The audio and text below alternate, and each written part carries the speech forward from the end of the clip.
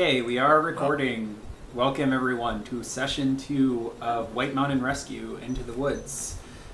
We have a very special new star, I guess, character who's going to be joining us.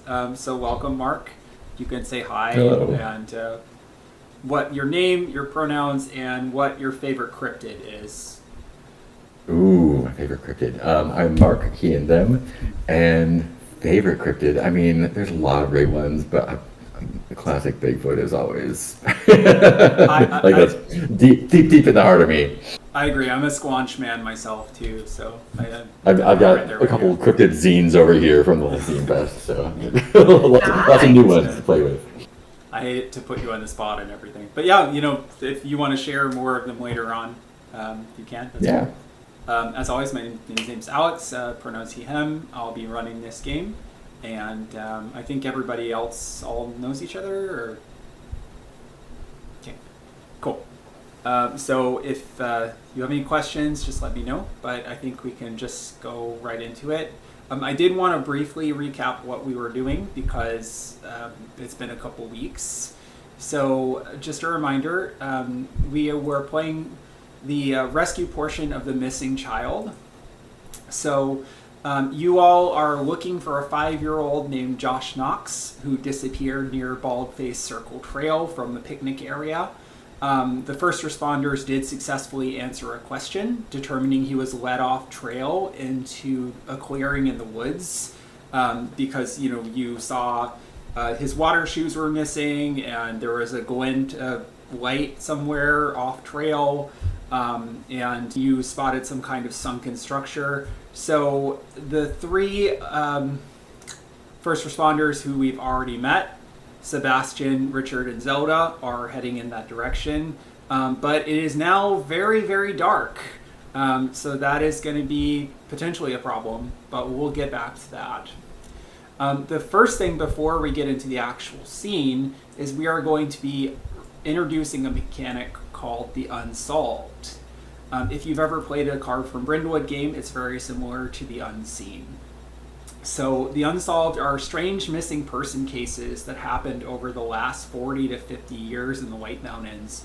And it takes place interstitially during the rescue phase. So basically, we're going to have 4 unsolved prompts that Mark will be taking care of today. At various points, I'm going to stop the action in the rescue phase, and we'll have him answer some of the unsolved prompts. And it's very important that we all listen closely, because if you can have a thematic tie to something that occurred during the missing persons case, that we get a glimpse of that in the real world, at the end of the session you can get an XP for that. So an example would be, someone steps on a piece of metal rebar that's sticking out of a construction area, and then you see a piece of metal sticking out of a tree later on in one of the other scenes, or things like that. So let's go ahead and start with the first unsolved prompt. To pick questions. Oh yes, thank you so much, Don. That was the other thing I was going to mention. It's a good idea, if you haven't already, to review your end of session questions. You get to pick 2. The first 2 are always marked. So did the first responders resolve a rescue, and did you experience an echo in time? But you get to pick 2 other ones to try to hit during the episode. You can keep the ones that you had last time, or you can pick 2 new ones. It's totally up to you. We always change that at the beginning of the episode.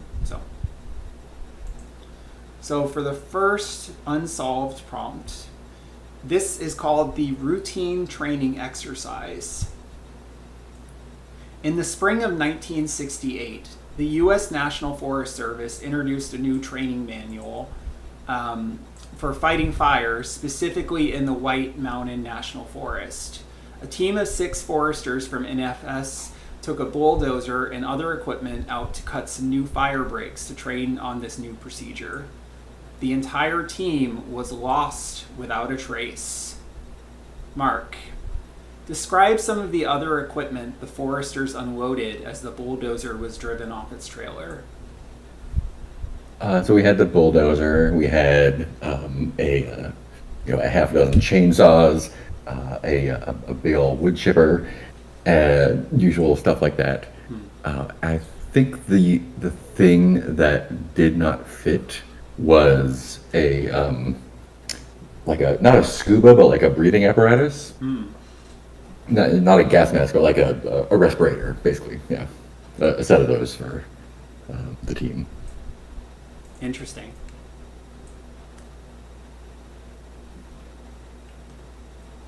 So, like I said, we catch back in with the other three first responders making their way off the trail into the woods in the dead of night. I don't know if any of you in real life have been in the woods in the middle of the night. It is very dark very quickly. You can see probably a dozen meters or so in front of your face. Thankfully, it's even more unpleasant for Sebastian because you're still kind of sopping wet from last time, and yeah, it's getting pretty cold. How are you dealing with that situation? Or are you just trying to like pretend that you're tough in front of these other two rangers, or are you like not doing so well? I'm pretending I am, and then I'm just shivering, and it's like, you know the cat meme where it like suddenly knows how to speak English, where it's like in the bath, and it's just saying I'm cold. Exactly like that. Exactly like that. Amazing. I hate to mention this, but as a forest professional, I would not just let you be shivering like that. So I would take my my ranger jacket off and drape it over you, because Thank you. that is what this. No worries. This is what a forest professional is here for, to make sure everyone remains safe. How chivalrous Thank you. and responsible. Speaking of responsible, Zelda, do you save the day here in having remembered to bring your flashlights? Or is everyone just kind of like walking around in the dark? I think it makes sense for Zelda to remember to bring flashlights. I think she just has one for herself, but I think she's trying to stay close enough to the others that she's able to cast a wide net so people can mostly see where we're going. So yeah, you're very slowly and cautiously making your way.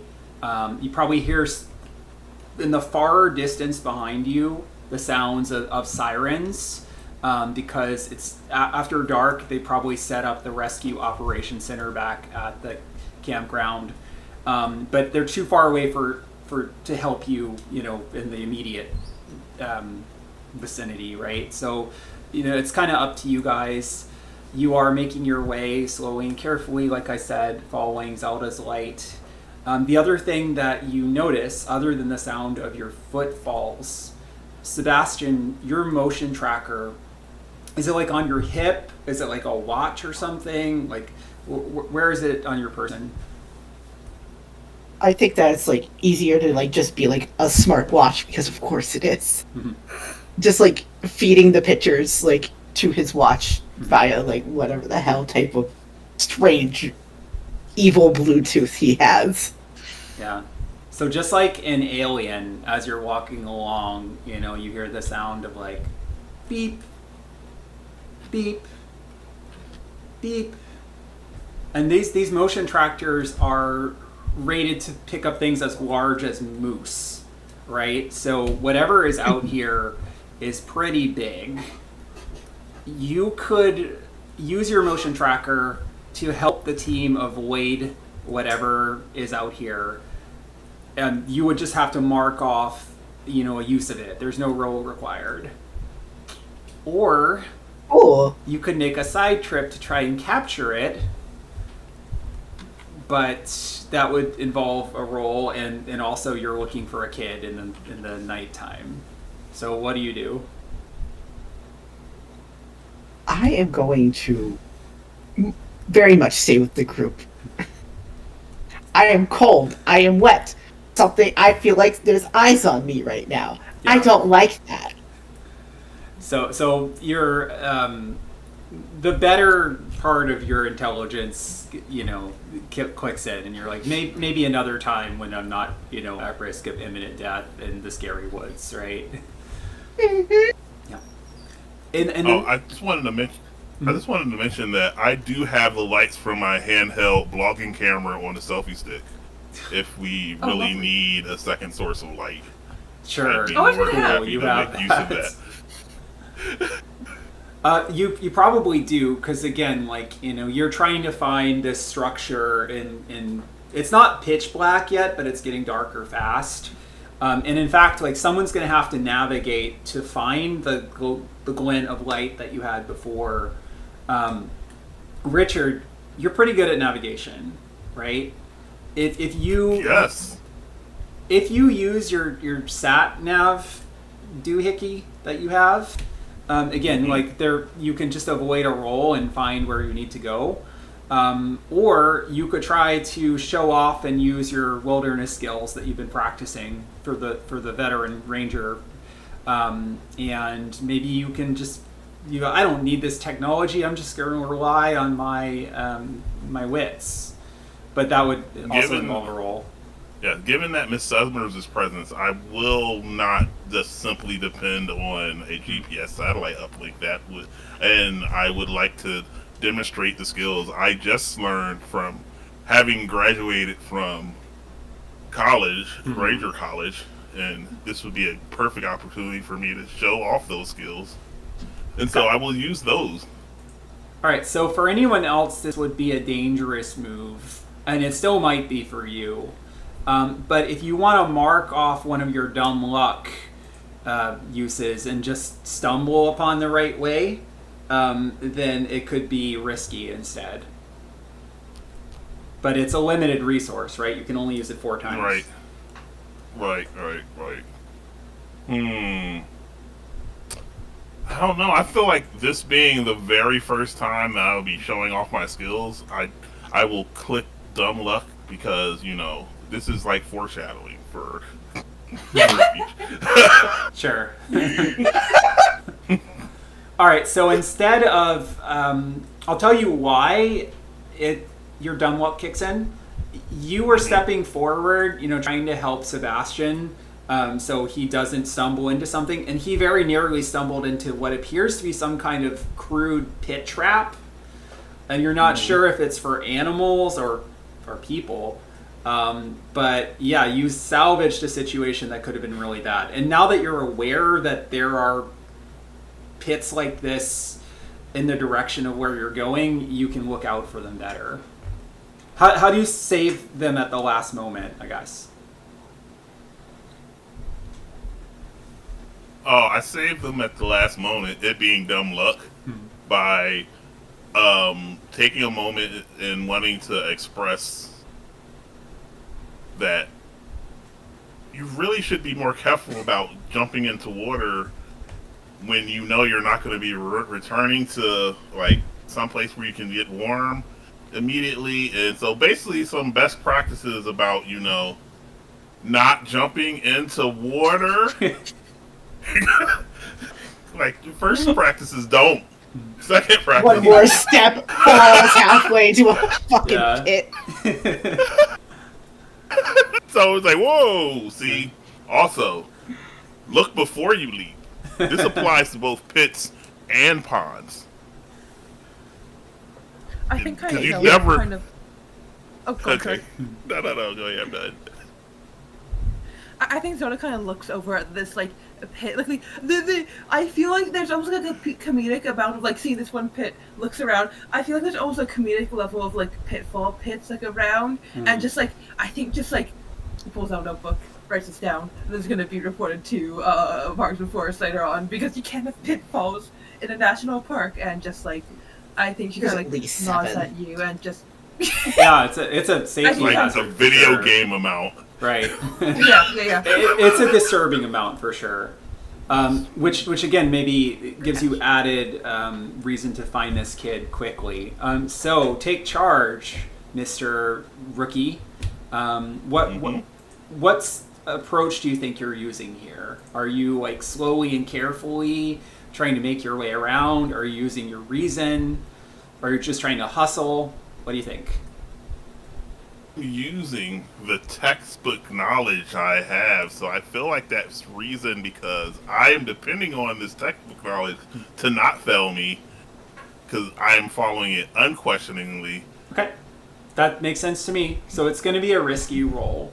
When a first responder does something risky or faces something they fear, have them name what they're afraid will happen if they fail or lose their nerve, and then have them roll with an appropriate ability, in this case reason. So what are you worried about happening? Bear in mind it's not dangerous, so it's not like I'm going to fall in and die, but, you know, what do you think? Yeah, that was going to be my first question, like, what, or let me, I'm not sure how to quite calibrate the stakes. But Are you more worried about it taking extra time? Are you worried about someone getting injured? Are you worried about making a fool of yourself? What do you think? I mean, I feel like that Richard is never worried about his own personal safety, but he is worried that, you know, I might look like a fool in front of the person I respect most. So Okay. I think that is like the biggest concern, and then his actual physical safety. All right, let's go ahead and make that roll then. Okay, I two- probably 2d6 should have plus opened 2. something to roll on. Oh, hold on, I have to find 2d6. Not only looking ridiculous in front of someone you respect, but also in front of dumbass Magoo, who doesn't know one thing about the woods. Alright, I got a 9. Okay, There you go. I think we'll come back to that after the next unseen prompts. And then you can tell me if you want to keep the result or mark a mass. Alright. Alright, so the next unsolved prompt. A large swath of trees and undergrowth was cut into the forest by midday. How was the forest anger from this desecration almost tangible?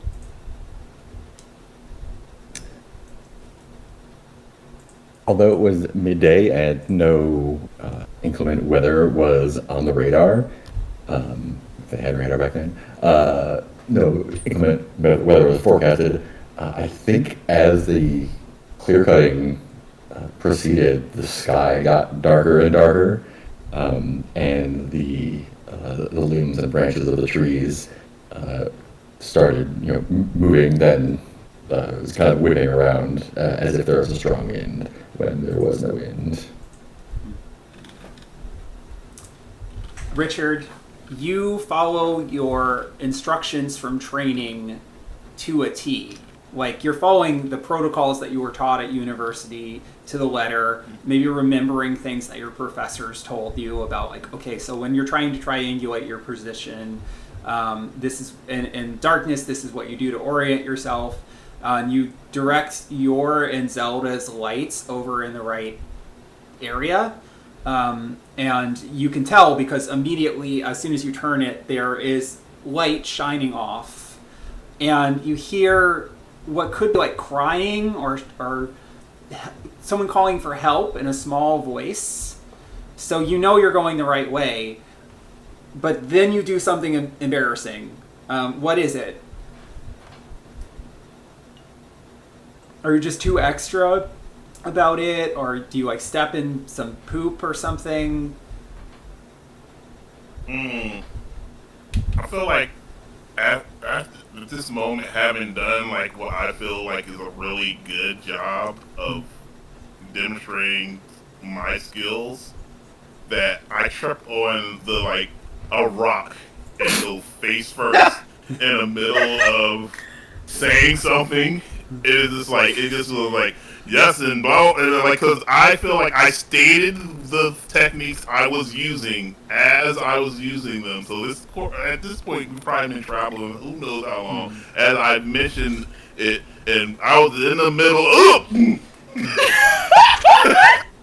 You probably I think I think there's a little bit of slope that you guys were heading down, so you kind of tumble and kind of get hit by some of these branches. Leslie, and no! Yeah, and so I like spread eagle on my back at the bottom of this little incline, So either take wondering how can I escape? What is one of those pits nearby I can just roll into and end it? So we I go. feel like Come on. I feel like. Oh well, yeah. I was just going to say, take a condition like mortified or embarrassed, or you can mark a Okay. crown instead. I love that I might die to being mortified later. Okay. I think Zelda just has like kind of a look of just like, oh, just like oh no, as you just Oh. absolutely tumble down. I Just feel like face I'm like plant. at the right angle. Do you chase after him? You might have to. I think she's going to like carefully like There's a certain way that you have to walk down slopes in a way that's sort of like Mhm. this sort Sideways. of like yeah, sideways exactly. I think she just just like carefully and kind of like she very like quickly and quietly climbs down to go down and check on you, but trying to be a bit stealthy-ish. And yeah, Are you two alive? Are they alive? I put my hand on his shoulder, just like you right there. Is it just but a flesh wound? I just find the child, leave me for dead. I can't. No. And yeah, actually, as you're checking on him, you do hear some whimpering ahead of you, and you realize that you've emerged into a small clearing, surrounded on all sides, like in a semicircle by big boulders. So you couldn't see it until you were on the right level. And in the center of this clearing, you can make out like a small slimy pond with a half-sunken structure kind of sticking up out of it. It appears to be an old maple syrup sugar shack, probably active in the 1970s. One whole side has collapsed, and it's just a few years away from being reclaimed by the pond totally. The glint of metal seemed to be from the tin roof on the top of the sunken structure. Let's paint the scene a little bit. So over the years, this shack has been used for illicit purposes. What evidence remains to show this? Ooh. I think that there's. Oh, you can go first. Go on. Go. It's okay. It's okay. Okay. I think there's kind of glancing over. There's maybe remains of some sort of like setup, perhaps for like cooking something. And there is, I think there's kind of like these like gas mask breathing apparatus. It kind of like maybe not like this is something that was really legit and well funded, but it was like bits and pieces how people managed to scrape together to have a semi-safe working environment. I think that there is leftover like traps that are illegal, like would have been even illegal back during the time that they were set.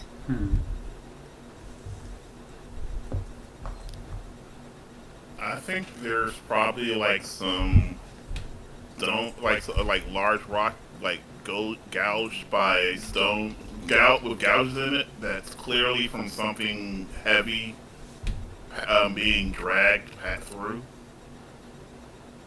Okay. And Mark, even though your character's not there, if you want to add something, you can. Yeah, there are several condom wrappers on the ground. Thankfully, Josh seems to be a little too distracted to realize he's in by this meth lab condom-strewn structure.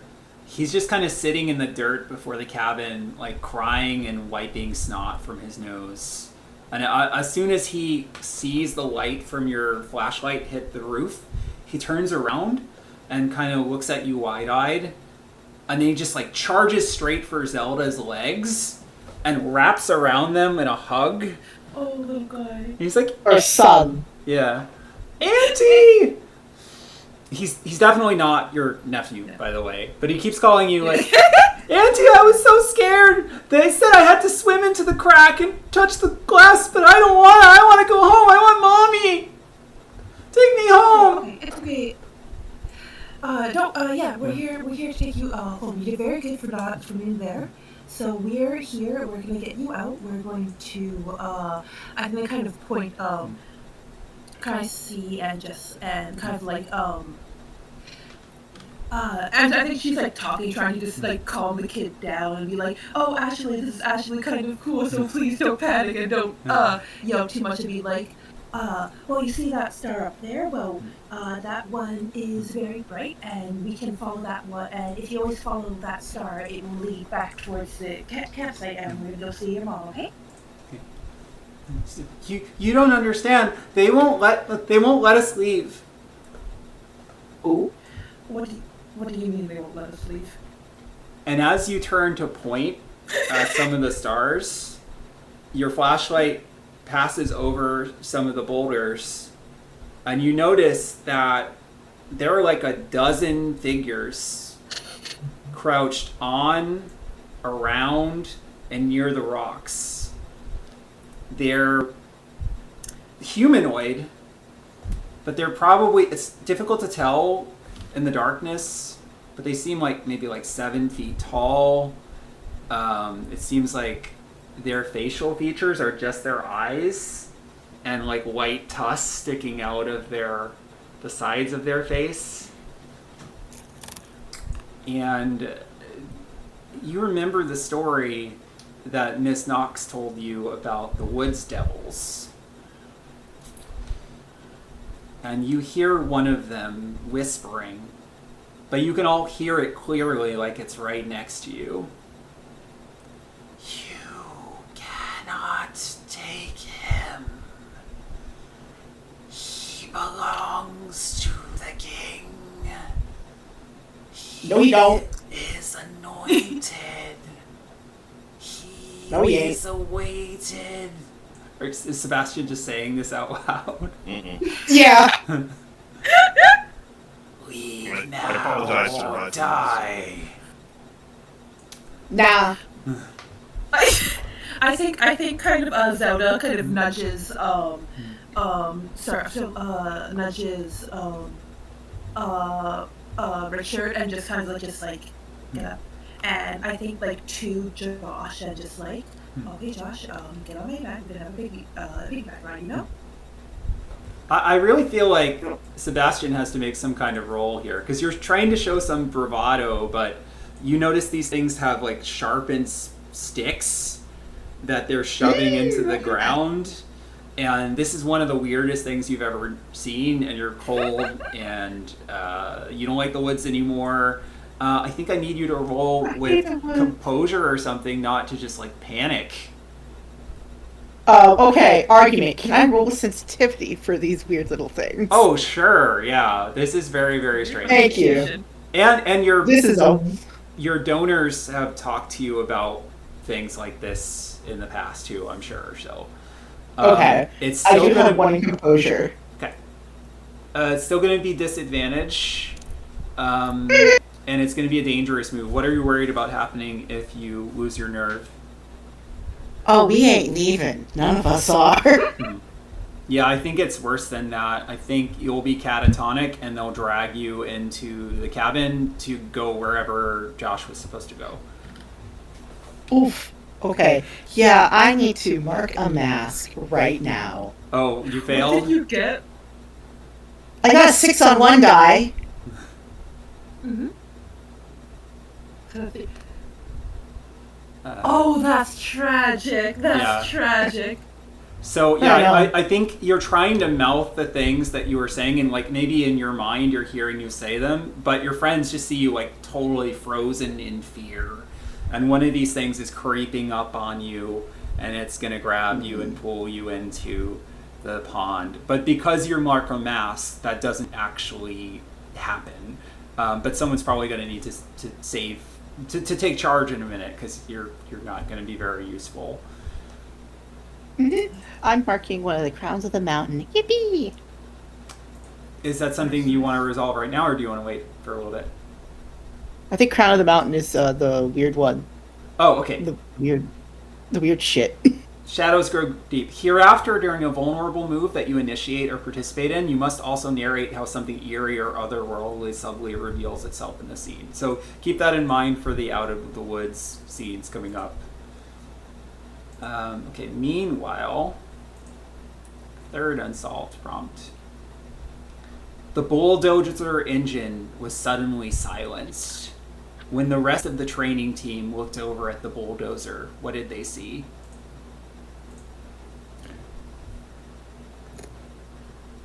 I think it took a minute for everyone to notice. We were busy with our chainsaws, and one by one the engines cut out, and I think the last person kind of taps him on the shoulder, and it's silent when the last chainsaw goes off. There's no sounds of insects or birds or anything even, and they look back and they see the tracks where the bulldozer had gone. And then you stop, and there's a large, where the bulldozer was, there's a large patch of like frost on the ground, but the tracks just end there. Creepy. Speaking of creepy, Zelda and Richard, these things are moving closer to you, not very quickly, but increasingly aggressively. You get the feeling that if you just left this kid here and booked it, they would not follow you. But can you really do that as rangers? Absolutely not. Alright, Yeah, so what are you going to do instead? I think what Zelda is doing, I think after having Josh kind of like piggyback rabbits on her back, I think kind of like trying to get Richard up if it isn't already, and just starting to back the slope. And I think as she does that, she kind of pulls out her service revolver. And I think there's a look of like a sort of thing of, I think very much as a threat of like, and I think as she's like backing up with the kid on her back and just like, this child belongs to this family. Leave, and you'll live. Okay. I feel like this is a dangerous move with probably presence, because you're trying to scare them Could off.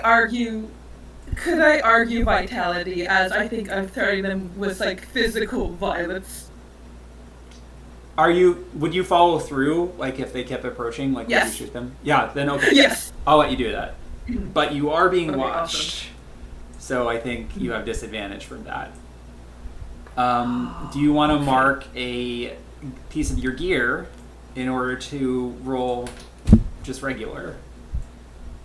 Or do you want to take your chances? I'll mark my service. I'll mark my service revolver. I think. Can you describe what your and- service revolver looks like? Is it like regulation, Oh, or have you God. customized it in some way? I think it's regulation. I'll be honest, I don't know that much about guns. I think Make it up, probably. you're the little tiny little charm on the trigger, on like the fucking like trigger safety. I think that's funny. I think there's some sort of charm of. I think there's like a phantom charm on there. I think the only thing is maybe there's like a not like a muffler maybe on that. Aside, but that's about it. I think. Where should I?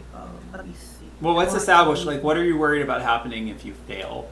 Oh, I forgot about that. I am going to get jumped, quite frankly.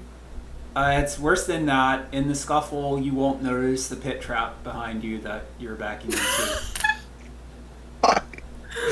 No one expects the pit trap. Okay. Please, Let me dice. Please be try. kind.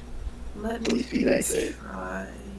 How do I roll this? Okay, I'm using the which dice that was passed on. No.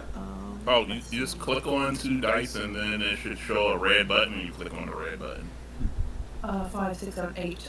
That would be a 8 big success. Okay, I feel like you're going to have to really sell it, you're going to have to empty your clip. And Oh. it will buy you and your friends some time to get away, but they're going to pursue you. I'll take that. That sounds cool. Yeah. So Yeah. what does that look like?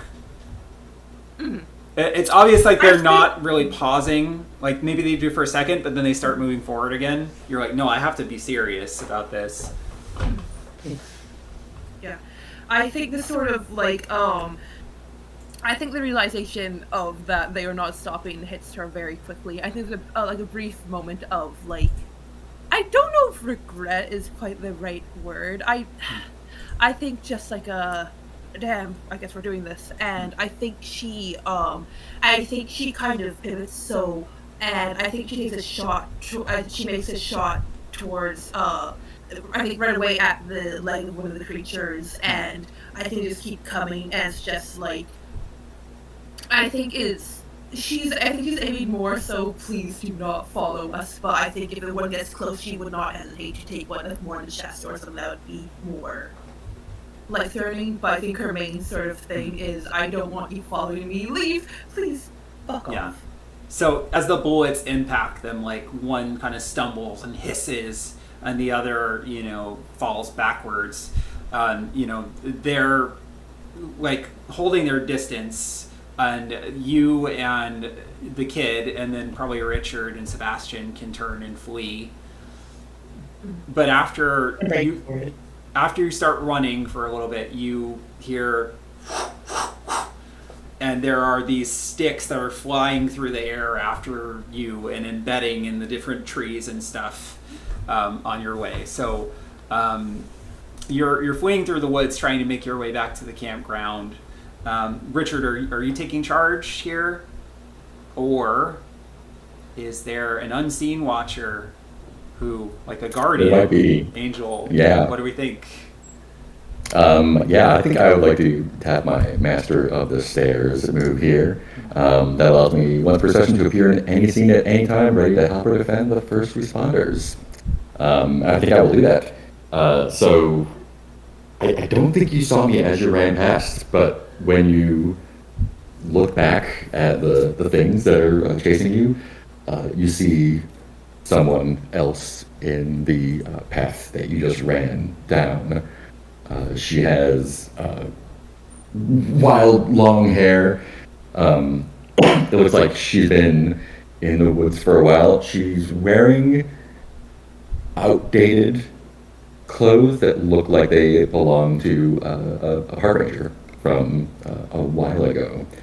And she's holding a dagger, an ornate dagger, and just looks back at you and it's like, "Run, get out the thing, they're going to be out here, go!" And just scream and run toward the things. Oh yeah. So I feel like your character is pretty used to dealing with the others at this point. Yeah. So what is your strategy Sure. here to scare these things off, or maybe take one down? I think they hate the noise. That's why the screaming. I think they like stop and they like it disorients them, and that gives me time to run up and start dissuading them with the pointy end.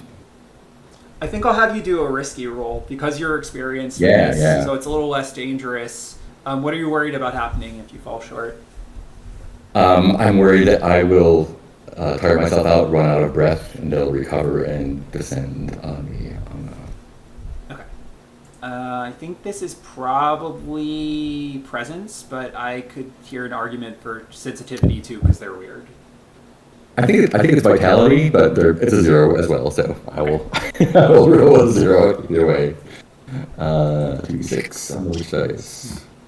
That is a 9. Oh, wonderful. I think you probably just get like a little scratched up in the process, and the others lose sight of you as they're just booking it through the woods. So take some sort of condition to reflect that. But what do we, the audience, see, even though the characters don't see it? I think it is, kind of the sort of intercut flesh cuts of, them cutting, when the knife goes in. I don't think anything comes out. But they don't run. They kind of just like fade out.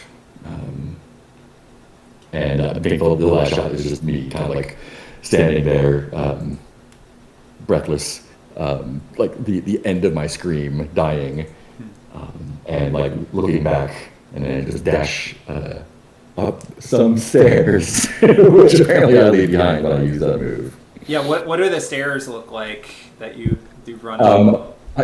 They're just off the side of the path, and it's like a wrought iron spiral staircase that goes about 15 feet up and then vanishes. But like by the time I get the first round, I'm gone. Last unsolved prompt. Something unseen began picking each Forester off one by one, and the only thing that indicated this was a scream that was immediately cut off. Describe the last Forester's almost near escape before they too were taken. Yeah, I think this is several hours after the last scene. Clearly, they've been roughed up. They've had a hard time in the woods. They've been, the fear has slowly been escalating, and now they're being yanked away. And I think this is where they are, like, in full panic, running, maybe not all in the same direction, and they just get yanked upwards. And then when they hit the tree line, the scream cuts off. And it just happens one by one as they're running and screaming. Until the last one gets to, they have a Jeep.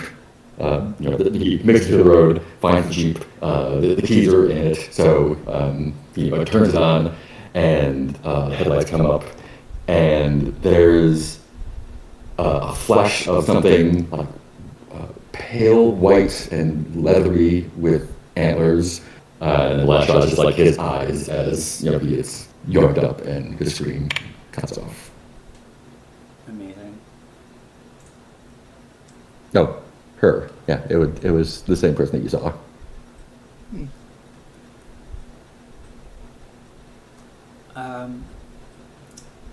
Cutting back to the rest of you, you run for longer than it takes longer than you thought getting back than it was going there. There's probably like fits and starts. You have to make sure that Josh doesn't fall off Zelda's back. You have to check on Sebastian a couple times. But as you get closer and closer, you see these flashing lights from the compound.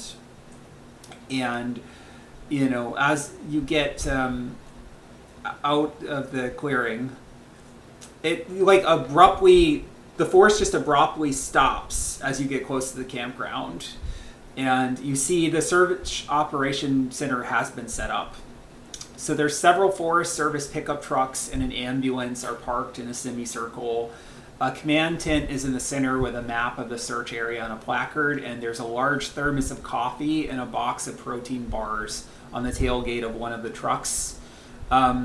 There's a reporter there.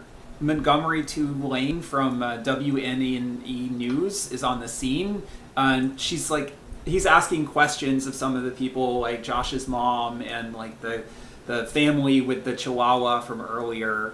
Let's paint the scene a little. What sort of questions are they asking to the witnesses?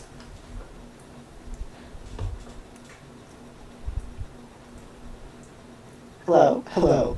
Ma'am, can you please tell us what happened the last time that you saw your son? How would you describe how your child was behaving before they disappeared?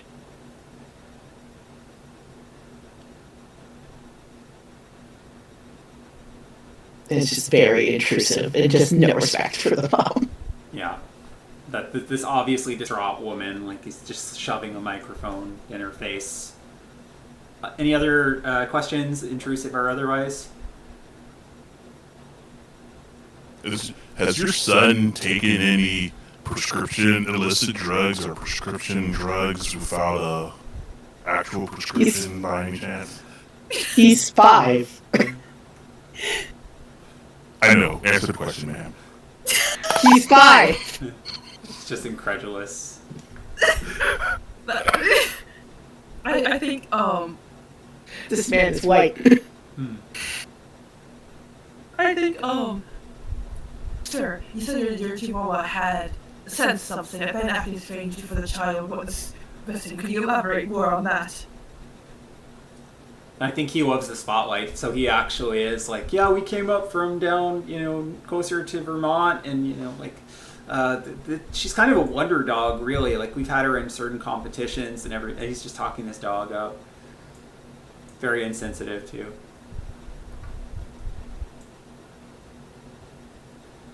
Any other question, Mark? Yeah, I think they ask, do you feel like do you think feel like funding to the Forest Service are responsible for the loss of your son and many others like him, possibly? They had more resources, they could have prevented this. And she starts to answer, but it's interrupted by Josh screaming, "Mommy!"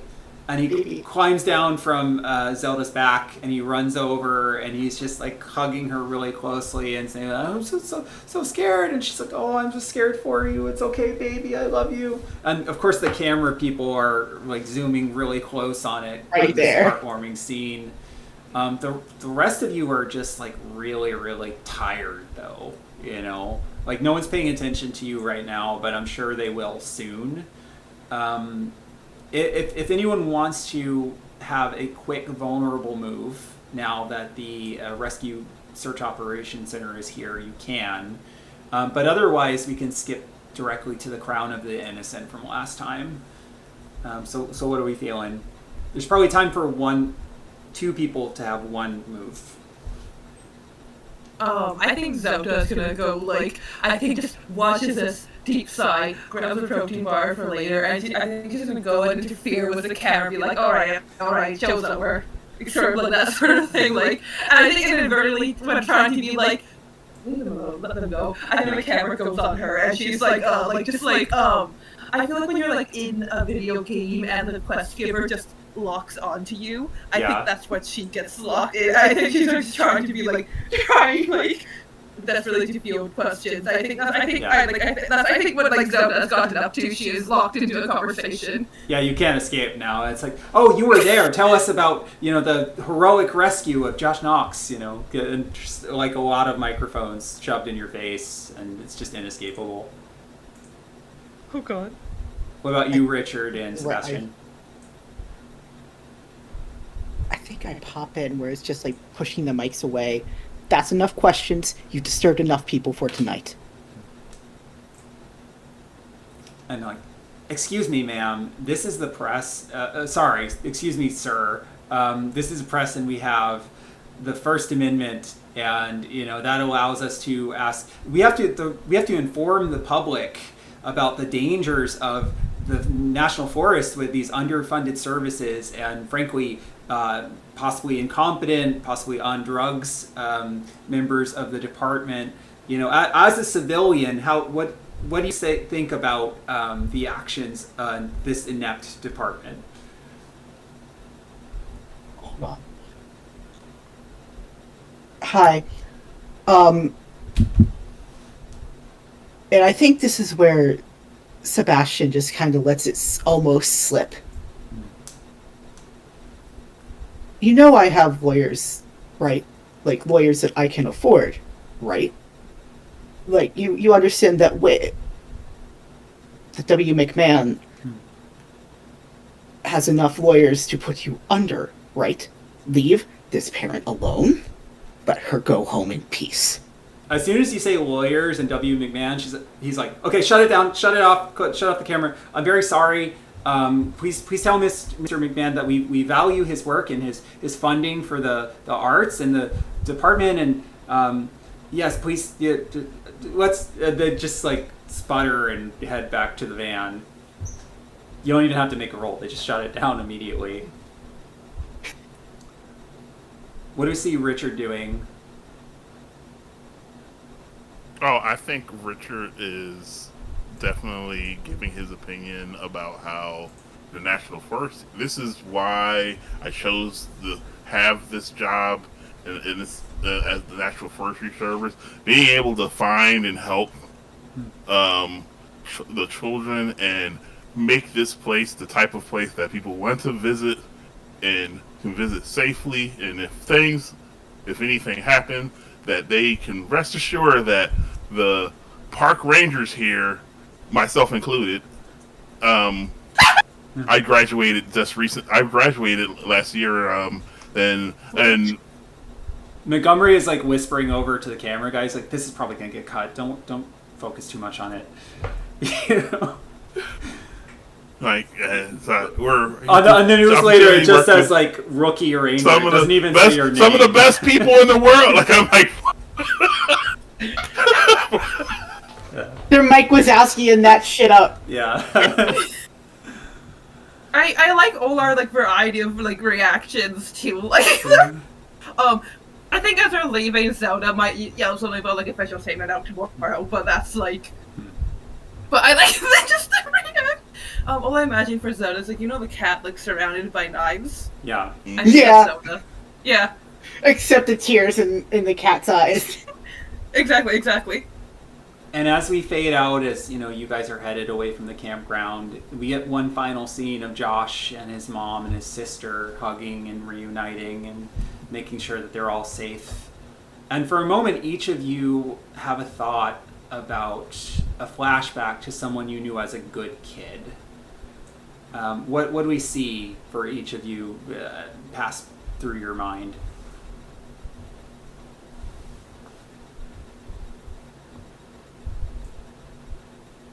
Sebastian had an older brother. Sebastian had an older brother. He was supposed to inherit the Whately McMahon fortune.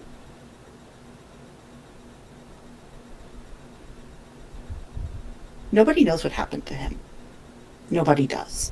Something about a fight with their father, something about embezzlement, something else about an affair. But nobody really knows what happened to Sebastian's older brother. Then it was just Sebastian. He was too young to really remember. But he does know that his brother was old enough to strike it on his own. But Sebastian cannot help that that's not what happened. He cannot help but think that.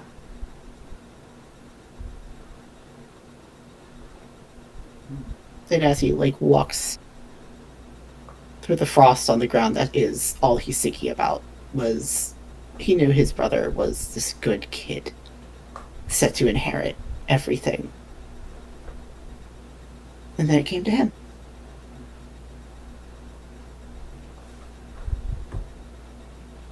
I can go next.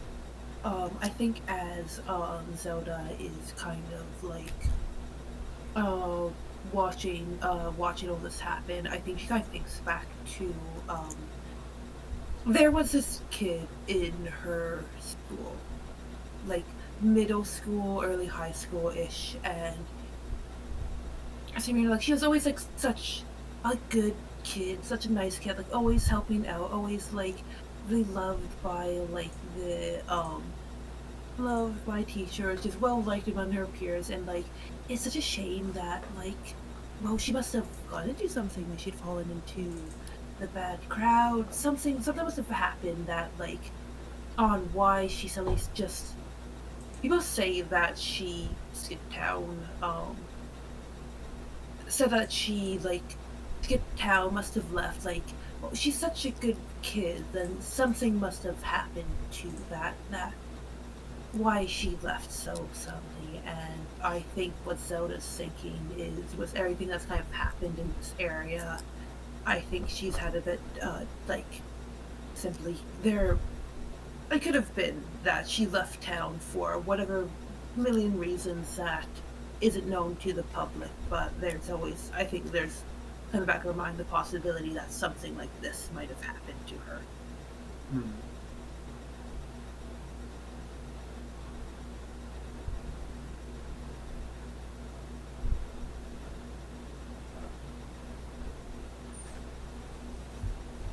Yeah, so one point, like probably maybe the first or second week of Richard being on the job here, there was a young girl whose like pet cat had climbed up into a tree, and she was very upset about it, and Richard nearly fell out the tree several times trying to get up this thing and retrieve this like very large orange cat, like unkempt fur, like this, like it looked like it ate a bobcat, and also nearly fell out the tree getting down with said cat because the cat did not approve of Richard as a person, as a human being. Honestly, it seems like, but once he had given the cat to the little girl, and she finally stopped crying, and with her parents, and he was leaving, she came up to him holding the cat and said, Mr. Stuckles wanted to tell you how much he appreciated you getting him out of the tree, and that you're the best park ranger I've ever met. And Richard, like, pretty much was just like, that's so nice, and like ran off because he was just trying not to. It was like to see his voice like cracked a little bit. He's like, that's so nice. I need to go to the bathroom. I'm sorry, but it like takes off. Crying happily. Adorable. Jackie, memories are still very fuzzy for you. It's hard to recall what was a real memory from your life and something you just dreamed. But something about seeing the small child, being rescued, as you're walking up these clanking stairway to the other reality, a flash of a memory is triggered for you. What is it? Yeah, I think it was one of the other rangers, a trainee who was coming with us on the operation, and we were hanging out at breakfast beforehand. His name was Rick. He'd just signed up and gotten okayed to go out. He was he was kind of a granola-y kid, not usually the kind that you would see out in the forest in that era, but he wanted to like connect with nature and stuff. He always had like his long hair tied back and kind of wrapped up a little bit so we could navigate the woods. I think just kind of like looking over him, I think it's like the sort of like hazy memory of looking over at him over breakfast and being like that kid's got his heart in the right place. He's gonna do okay out here. And the scene fades out as you're having that pleasant memory, and we see you stepping at the top of the stair, and then step off, and you just vanish. I think let's go ahead and take a 5-minute break. But great job, everyone. That was awesome. I love it. Heartwarming and thought-provoking. We're going to be going into a next phase of the game called the Out of the Woods phase, or for Out of the Mountain for Jackie. So I'll explain a little bit about what that means when we get back. But is 5 minutes okay for everyone? Sounds good. Okay. Be back in 5.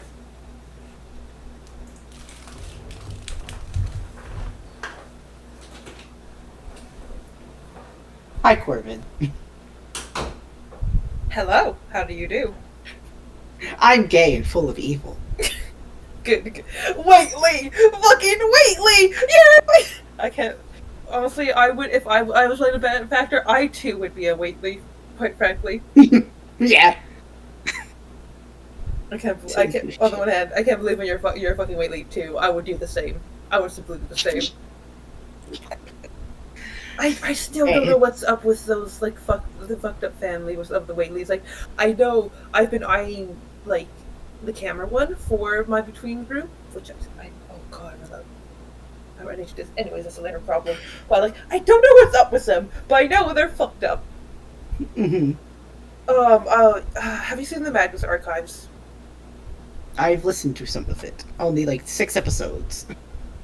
Yeah, I I'm gonna know send it's you, gay and very sad, very good. and pipe murder Right. noises.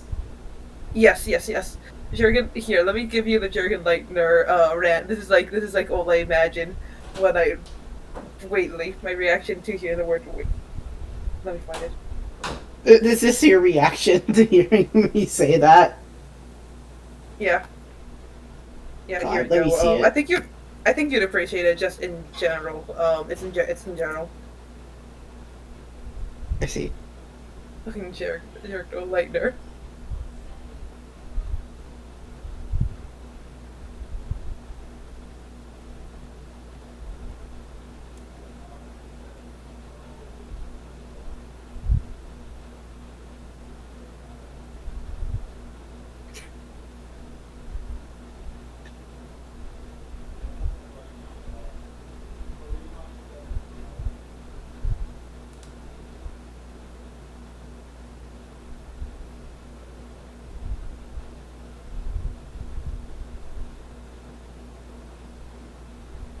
It's great.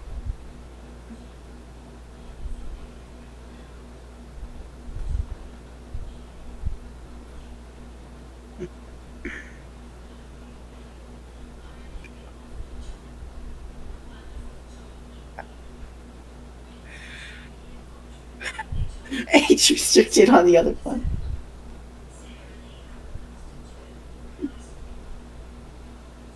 Corbin, iconic. The what's it called? The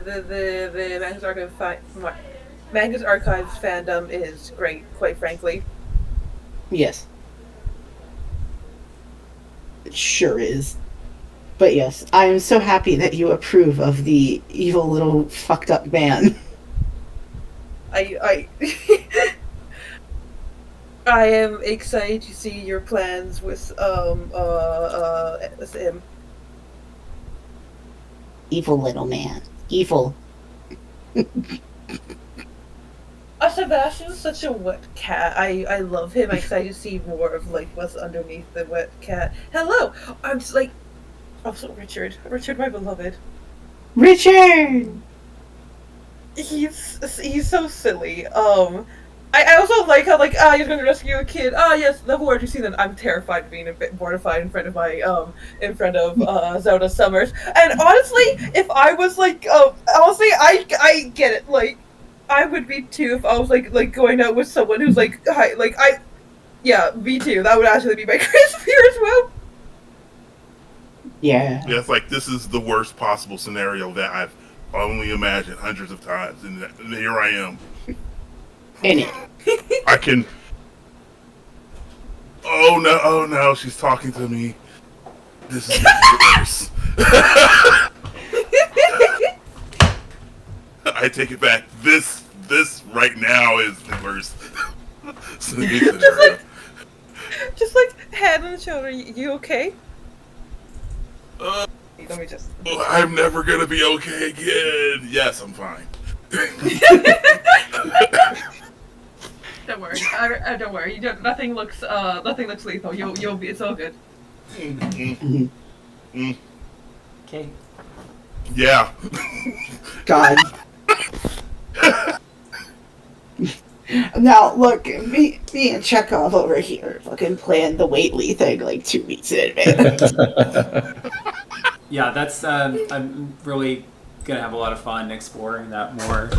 And thank you so much for being willing to run with that too. So. I think we're gonna. I'm excited to see what the. Oh, sorry. Yeah. No, go ahead. Oh no, I'm just excited. There's so many things here. I'm just excited. I'm just excited to be here, quite frankly. Anyway, sorry, go on. That makes me feel good. Thank you. I'm glad. But I think we're gonna stick with Jackie for a minute. It's probably a couple days later, although the passage of time is very difficult to tell where you return to. Mhm. And I think you've been recuperating for a couple days in the hidden swamp village. They've been helping to patch up some of your wounds that you sustained. Just as a mechanics thing, you'd for your you don't get a stress reliever. You just automatically clear one condition in the out of the woods phase related to the rescue. So that's what I'm saying. Like that's why they're probably like Yeah. putting a compress on, like wrapping you up with some bandages. The Swamp Village is a cluster of around 8 crudely built wooden structures on stilts, like timbers, hidden among the dense foliage of a steamy swamp next to a sheer cliff that towers far above. You don't actually live in the village, but in the carved out cave system in the cliffs behind the village. But what are some reasons that you've spent so much time among the villagers?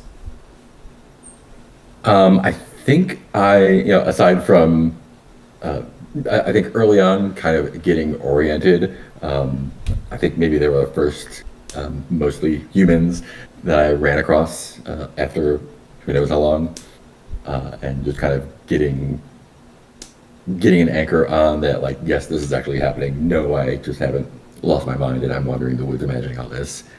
Getting that validation from other people, and then coming back for if I get hurt or for sometimes I get hungry and most of the time I don't understand exactly how it works, but sometimes I'm drawn there for that reason.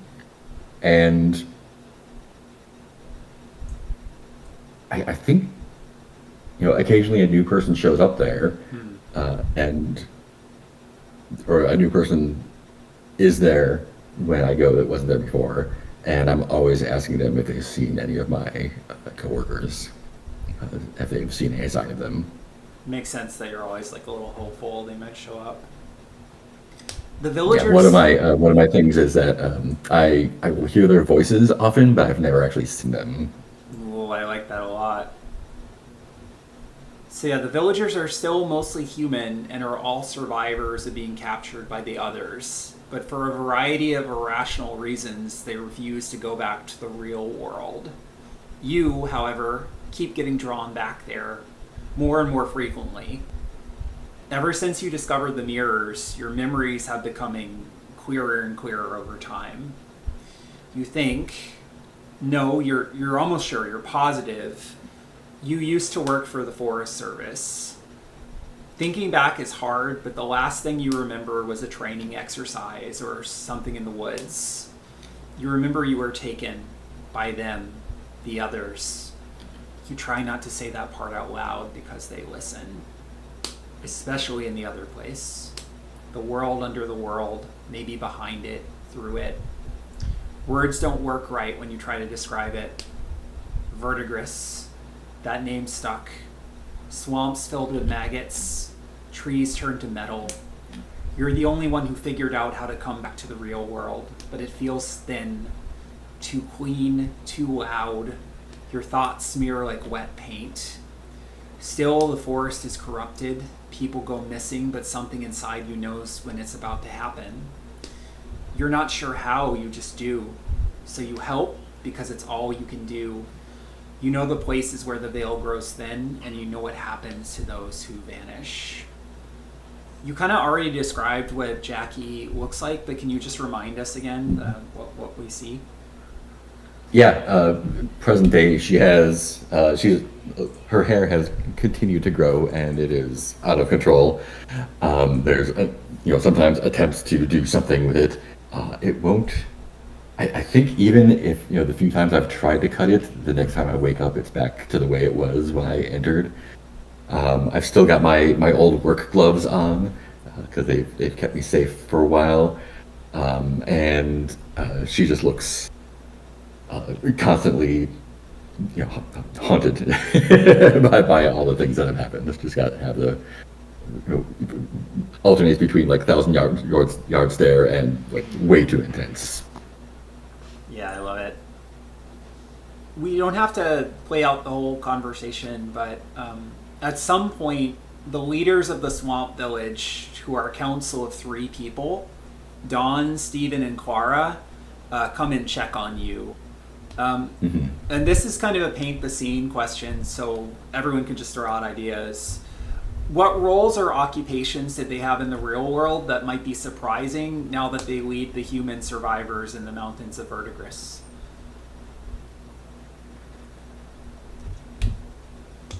Middle management, at least one of them. The middle management that was added on because they didn't want to let that person go because they knew too much, and the rest of the company would fall apart if they retired or quit or were fired. So it's middle manager, you run 5 people. Yeah, Clara had some kind of specialized HR role or something created for her. Mm-hmm. Yeah, and now she's literally managing human resources. What about Don and Steven? I think Don was a substitute teacher at suburban schools, so not never really had kids that he had to do much with. So being in this leadership role is has sharpened his abilities over the time he's been here.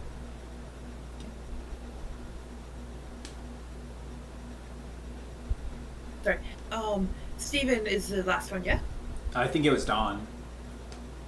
Don. Don's the teacher. Oh yeah, then okay. I'm sorry about that. Yeah, Steven is the last one. I see, yeah. John, are you okay if I take this one, or do you have an idea? Go ahead. Yeah. I think Steven worked kind of in the film industry as a costume designer. And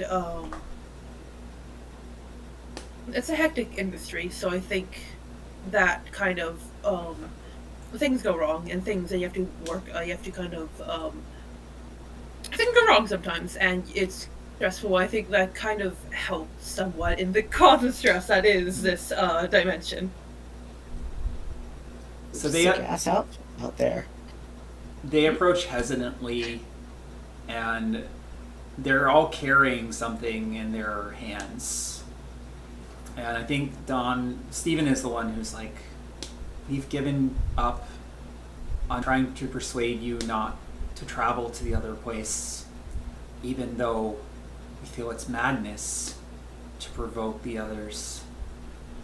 But we have brought you gifts to help with your journey.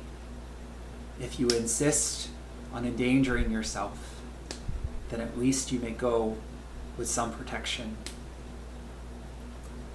Players, what gifts have they provided for Jackie? And this will be how we can fill out Jackie's gear.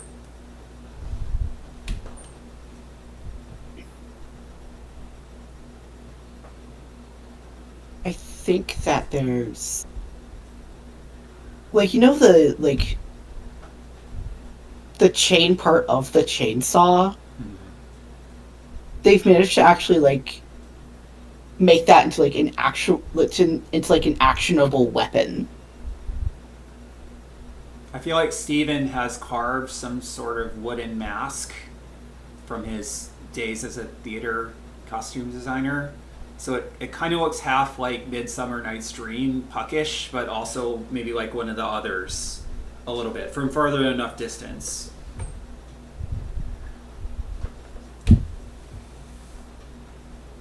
Oh, is it Dawn or Dan? I went Dawn. It's Dawn or Dawn. Dawn, Steven, and Quara. Okay, I wasn't sure if it was Dawn or Dawn. Okay, I think Dawn has a art pad with drawings from stuff that you've come across while you were lost, or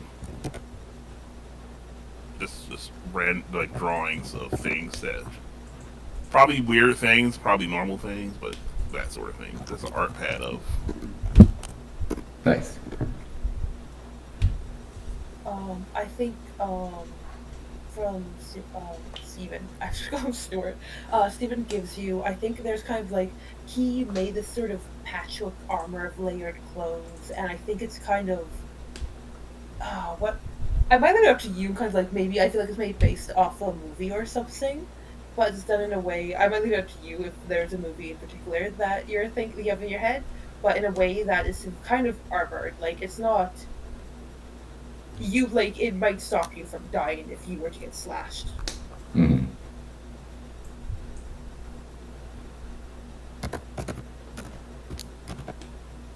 How does Jackie respond to these gifts? Gratefully.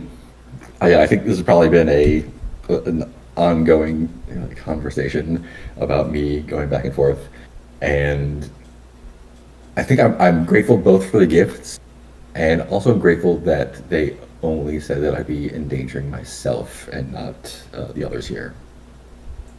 Yeah, nobody is volunteering to go with you. Like, Yeah. maybe you think one of them will, or you did in the past, but yeah, you've just given up on that.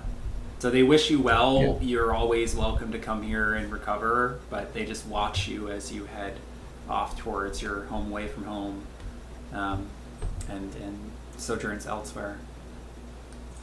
Meanwhile, back in the real world, the three of you are back at headquarters, which is the White Mountain National Forest headquarters in Campton, New Hampshire. Campton has very, very small. I posted some pictures in Art and Inspiration. It's probably 3,500 people at most, maybe more during the tourist season. But it houses the Forest Supervisor's Office, Information and Visitors Center, some facilities, dispatch, search and rescue, and other operational offices. The Search and Rescue Office is a large room with 10 to 12 desks in rows and a couple small offices for team leadership. Let's paint the scene. Can each of you describe what your team member's desk looks like and how it reflects your personality? So we're describing other people's desks. Up to you. You can either describe your own rangers, or you can describe Mark. Okay. If you want to describe someone else's desk, like the boss's desk or something, you can too. I'll start with the boss's desk. I think the boss. Do they have a name? Do we know? Are they a character? Yes. His name is David Umbargo.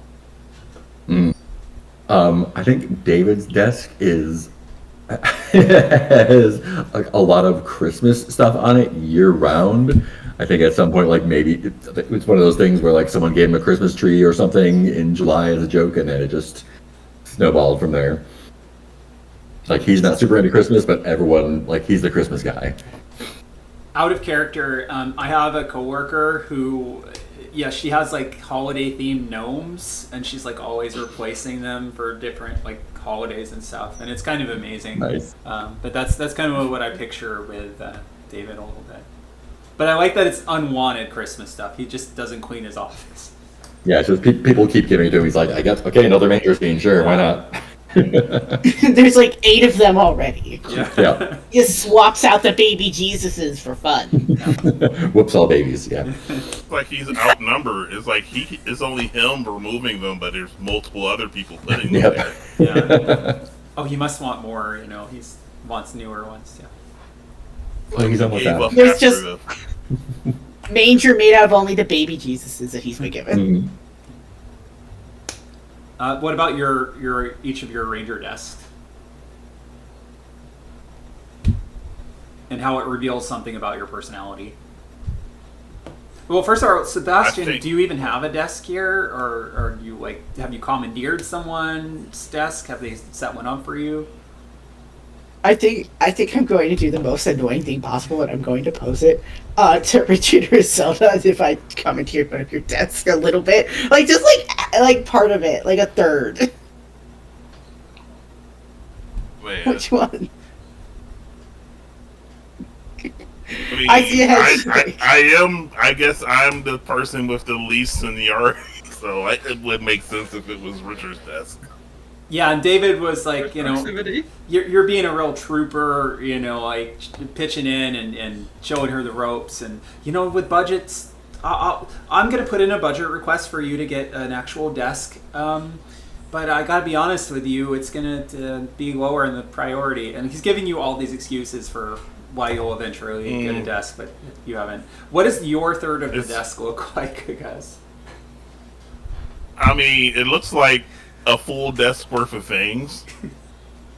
So of course there's my my diploma was what framed on there. There's like a picture of like, and it's like directly in front of it is a picture of like my family, and in front of that there's like this one of the trophies I got when I was like for like something that doesn't even make sense. It's some sort of trophy that I had from like, I'm saying like from when I was a kid, but I'm probably only like 20 something. So from when I was like, oh yeah, it's like it was a karate I won a karate tournament in like high school or something when I was high school age, and that's there. It was like, of course, there's like part of my desk is being taken up by this selfie stick that's laying there because I don't really have a good place. Like, so some other things. And like I got a lucky, like some lucky, like this small thing that I don't really have any use for, like a letter opener that was like made, but it was like a homemade letter opener that like probably my dad or mom made for me. So it looks like it'll fall apart if I actually try to open letters with it, but I still have it. And it's like all of it's been shoved into the third, and like half of it is not fully on the desk. There's enough of it is on the desk that it won't fall to the floor.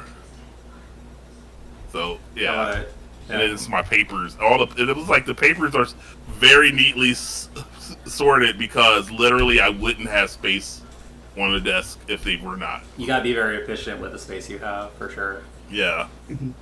It's like, and then there's like my third of the desk, and it's like higher. It's like stacked higher. It's like it's organized. It's like organized, but it's like vertical because like I have 1/3 of that, and I just go like yippee. And it's just very. There's almost no personality to it. Mm-hmm. It's very cold, very corporate. Very sterile, yeah. And you only those like old like corporate stim toys, as I like to call them, the things with the liquid in them that had like the spinny things and the like liquid beads that used to fall down to the other end. It's like one of those corporate stim toys. Not adding myself here, not adding myself in real life. And he like keeps flipping one over. And then when it's almost done, he flips it back over. Like clockwork, like he has it down to a science. When like even filling out paperwork, he will like just be filling out and not even look up. Yeah. Has the Watley Wilderness Foundation brought any swag for the office? You know, because you always end up with corporate swag. I don't know if there's any laying around or. There is. There's like you don't know why. There's like a little like there's like a little plushy camera that's like on the desk. Not alarming at all. Like a little plushy camera. Wow, really? Like, a baby cam that's a literal camera? Wow. It's like not even pretending. Nah. It's just WM on it. There's just a WM on it, and like in like the embroidery. And it's like one of those like squishable camera like type of fuzzy things, right? David definitely So has it's one. rather- He doesn't really even realize it's a security threat or anything. It's probably being held by like a Santa or something. What does Zelda's desk look like? Okay. I think there. Sorry. I think there's like I think I first off what's kind of noticeable is there's like a little like I feel like there's like a little cup of like where I think she's like I think you can tell that Zelda is a fan of a few different sort of fandoms. I think like the big ones you guys see is like maybe a few stickers kind of scattered across like stuff on her desk would be Persona 3 and 4 and Legend of Zelda series, funnily enough. But I think on in this couple she might have like a few scattered stickers. I feel like she's the type that she goes to like she might drive out to go to different cons and every now and then. But I think there's like these sort of like popsicle sticks, and while she's like busy working, exactly, while she's busy working, she might kind of take someone just kind of like choose might chew on one while she's kind of working. I feel like she has a Rubik's cube. I don't think she even tries to solve it. I think she just you'll see her and just constantly be fidgeting with it. It's not even just to solve it. It's just kind of something that she can fidget with while something she can fidget with. Quite frankly, with her hands. And what else? I feel like she has photos of family on there. I think mostly it's with her of her as an adult. It's mostly more her as an adult with some extended family, clear aunts or uncles, grandparents, her father. I don't think there's too much of her mom. I think there might be one of a younger looking someone who both resembles Zelda, but is very much clearly not Zelda. With someone again who looks like a younger version of what could be her father in a photo, but there's not too much. I think she might appear every now and then, but it's I think it's rare that her mom is kind of there. She seems a bit distant in the photos, and I think what else? Yeah, I think that just put stickers. We'll put stickers on stuff she's on just stuff of hers. Mark, out of all the things that they mentioned, you can give each of them a gear item. Or if you want some time to think about it, we can move forward. But if you have some things in mind, you can just go ahead. Yeah, let me think about it. Okay. Just random crap that they've taken home from the office. Little I'm a big fan of the camera, though. Yeah. Yeah, we'll give the camera right off. I think that's... So, yeah, Sebastian marked down that you have a plushy camera. So, all of you have been called into the forest supervisor's office to debrief the last rescue. David Embargo is pushing 60 with a full head of salt and pepper hair. He wears a short sleeve button-down shirt with a dark green tie. Given what we've established, it's probably a Santa-esque Hawaiian t-shirt, button shirt that someone's given him, and the green tie has little snowflakes on them. It also is coffee stained a little bit, so it's clear this is maybe his only tie, or the only presentable one. His office looks like it hasn't been updated since the Clinton administration, and he types on his ancient desktop, virus-laden, of course. Richard, you've had to clean it out multiple times. He types with both index fingers, so it takes forever, and he's constantly having to take his coffee cup and move one of the Santa tchotchkes over so he has space to put it back down again. Typically, he would like you to fill out site reports and use the proper forms when appropriate, which is why he's exasperated by this recent report. He's addressing you, Richard, because you're taking the brunt of it for being new. He's like, listen, Richard, I know you're new here, but I can't submit this report as written. First of all, and he holds it up, it's got blue ink.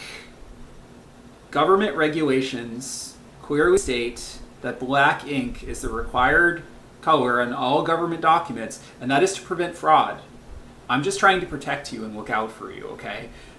So going forward... Sir, that was the case 15 years ago, but now that they can scan images with computers, that is not an issue.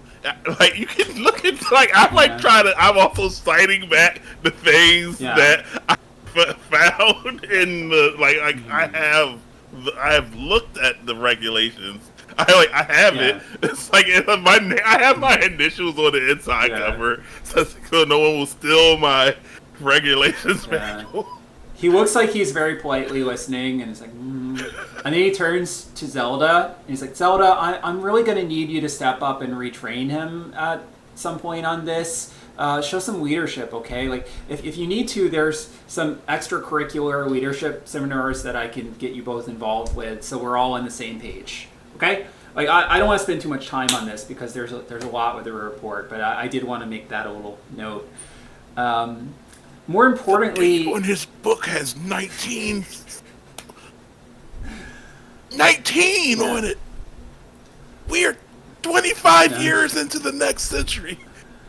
well, thankfully, now that we have help of Sebastian, and your foundation, we can have private enterprise can help the department modernize to the new century for sure. So I'm very excited about the initiatives that we're going to be able to do together.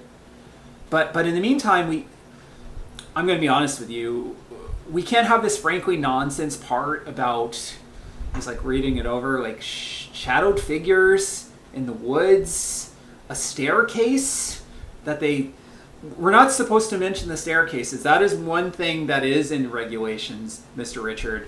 And furthermore, with the budget being as it is, we need as many visitors to the national parks as we can get. So we can't be having them scared off with stories about monsters. Let me explain to you all what I think you actually saw in the woods. And Please, sir, check your email. I've made the changes on my computer, on my laptop, and I've submitted them to you in black ink. So we're going to do a move called the rationalization move. After the first responders complete a rescue that was directly related to the supernatural, the group explains how their boss, National Forest Supervisor David Embargo, tries to convince them that the whole thing can be easily explained. Work out the details as a group, and then the first responder with the highest reason rolls with reason. Mark, your character isn't present for these, but if they get a 7 or higher, you get an advancement point.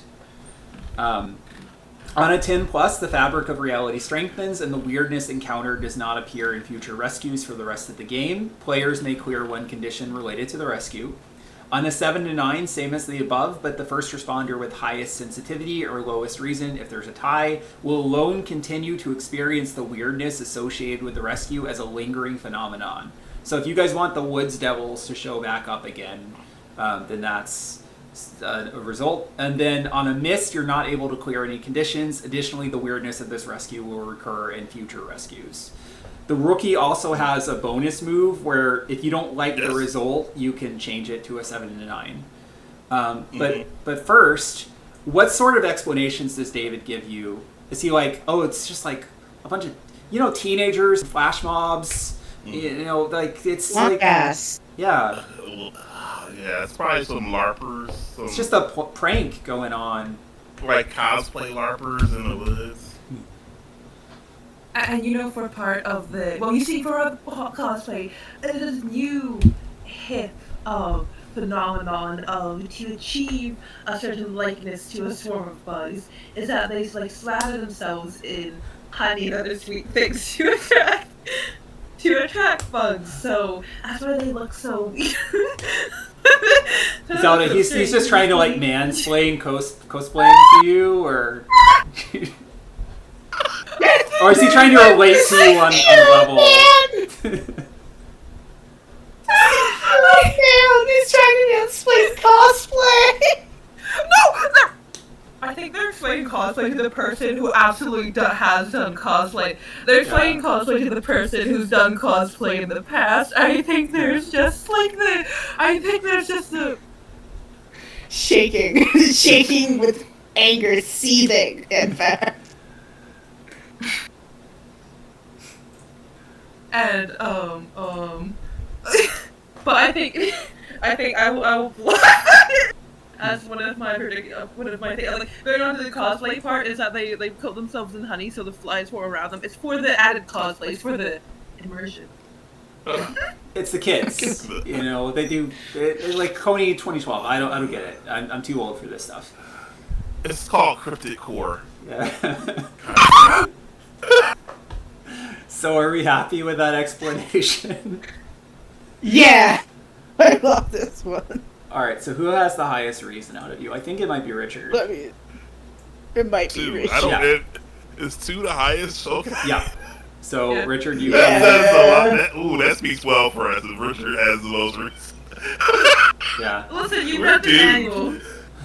You read it. You bring the book smarts, and I bring a knife. And it's worked out so far. I bring Sometimes. nothing except money. Yeah, it's money. Money The is a solution quality to all of every its own. problem. So you're basically a wizard. Yeah. So this roll Like, do your has job yeah. with money. This roll has no advantage or disadvantage. The success tier can be increased using a crown, but only if every team member marks a crown of the forest, or if Okay. Richard decides to use his special move. So, Funny thing is that you can. I think if you could choose to inflict this on, I believe it would be Sebastian. If you change it to a 79. potentially, well,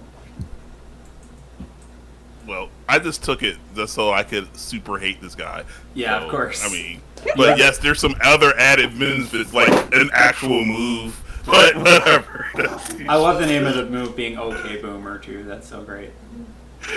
Yeah. Because he's So, definitely a boomer. Since I can, does somebody else want the roll? Since I can, I have a move to change it if they fail, or Sure. what? 2d6 plus 2. Whoever wants to roll the dice. Cool. Please, these have treated me so well today and last time. Working as I got 6 and a 7. I got a 6, add 1, plus 2. So 7, 8, 9. Yippee! We did not fail! Okay, so on a 9, same as everyone clears a condition related to the rescue. Everyone who participated in the rationalization move. But the first responder with the highest sensitivity will continue to experience the weirdness associated with the rescue as a lingering phenomenon. So that means, Sebastian, Has the you are highest going to part. be visited by... Oh, wait, actually, no. Well, we got two Sebastian people and with Richard sensitivity have one. sensitivity 1. I mean- Oh no! or lowest reason if there's a tie. So it's still There you go, Sebastian. Sebastian. Sebastian's going to be visited by the Woods Devils. Unless you want to steal that, John, and have you be visited by the Woods Devil. That's cool. So make a note of that somewhere, Sebastian. Would devil like me? Maybe as he's talking and he's like, just remember, there's no such thing as monsters. Out of the corner of your eye, you think you see one looking through the window, but then you turn and there's nothing there. Hysterical. Meanwhile, back in Verdigris. Oh, and unless Mark, did you want to give the gear? Okay. You're at your home away from home, Jackie. In a small crack in the cliff wall, you found an ancient tunnel system carved presumably by and then forgotten by the others. It has many mysterious chambers, corridors, and stairwells, all cloaked in a perpetual darkness. Describe the chambers you have claimed for your own, as well as you might light your new home. How you light it, sorry. What was how I light? Yeah. Yeah, I think coming back from the village, I've collected. There are. They look like mushrooms, but they are actually stones that are in the swamp around the village, and they give off a soft blue glow. And I kind of as I walk through the tunnel system in the football, replacing ones that are kind of worn out and put them in the bag that I take them and put them in. So there's always a dim blue glow around. Chambers that I've claimed. I feel like the tunnels are kind of like not visually, but they have the same feel like the hallways in Severance. There's a lot of going away, turning, going this way, turning, and I think it's it's less of there's a pattern to follow, but more the vibe that you follow. And it's not the same every time. But I've managed to find the same rooms multiple times. I think there's one where I like store my stuff. I think it's not necessarily survival gear, but it is things that I believe that will help me in the other side, which continues to surprise me. And I think things that I collect, again, like because they feel like home, maybe there are things that people have brought in and left abandoned. There's like a bicycle wheel and a bunch of old paperbacks, but the ink is all like smeared and illegible. Some like wooden children's blocks, and a calculator that doesn't work anymore. And so those are like in my like stuff room. And there's a place that I sleep. I think I've spent the time to kind of like either scavenge or make enough cord or line or rope to make like a makeshift hammock that I've arranged up there. I don't have to sleep on the ground. And what else? Yeah, I think that's all I got right now. Okay. But in the future, if you want to narrate because we're going to be coming back to these places in the future, so think about, some other chambers you might have claimed. Yeah. You've dared to explore the corridors of the tunnel system with increasing bravery. It's how you found the Tomb of Mirrors and the portal to the other side. But there are still corners you refuse to tread. What part of the ancient tunnel system do you avoid at all costs? I think there's a part when I'm not paying attention to where I'm going, I'll stumble upon. I guess it's called like backroomsy, kind of only a cave. And I think it's the part like I turn the corner and I first notice that my breath is frosting, and I see the ice around the walls and floors, and I was like, that is not the place where I'm going. That's not just because it's cold or reminds me of the bulldozer, but because there's a chill inside, not just from the cold. Absolutely. So after a certain amount of time has passed and you've delayed long enough, you get that same familiar sense that someone in the real world is in trouble or is going to be soon. And you start getting your provisions and packing what you need and make ready to depart to the other side and taking the familiar paths to the Tomb of Mirrors. Back in the real world, we're going to be continuing the Out of the Woods phase. Each first responder is going to get a scene or two focusing on the personal lives of them when they're no longer in danger in a search and rescue operation in the White Mountain National Forest. It allows them the opportunity to interact with the town, careers, family and friends, as well as each other. It's a bit more freeform and loose, so you can narrate what scenes you want to have on screen. Here are some options if you need inspiration. You could have another scene back at headquarters, if you want to catch up on paperwork or get to know some of your other employees. You could do in-the-field training exercises to increase your skills and make David happy. You could be running some errands around town. You could be kicking back at O'Sullivan's Bar and Grill. Let me put some of these in the chat, actually. Oh, lovely. A little helpful thing. Yeah. My memory doesn't exist. We could see your first responder's home life. If you're injured or just want to visit the nurses and stuff there, you can recuperate at Grafton Memorial Hospital. And finally, the benefactor has access to a special Out of the Woods location, which is the Wilderness Nonprofit Foundation.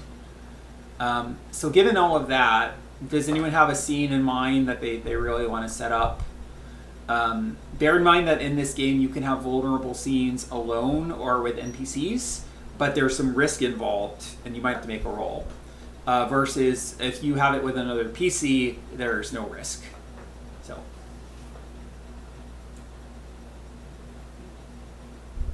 Post this. Zelda.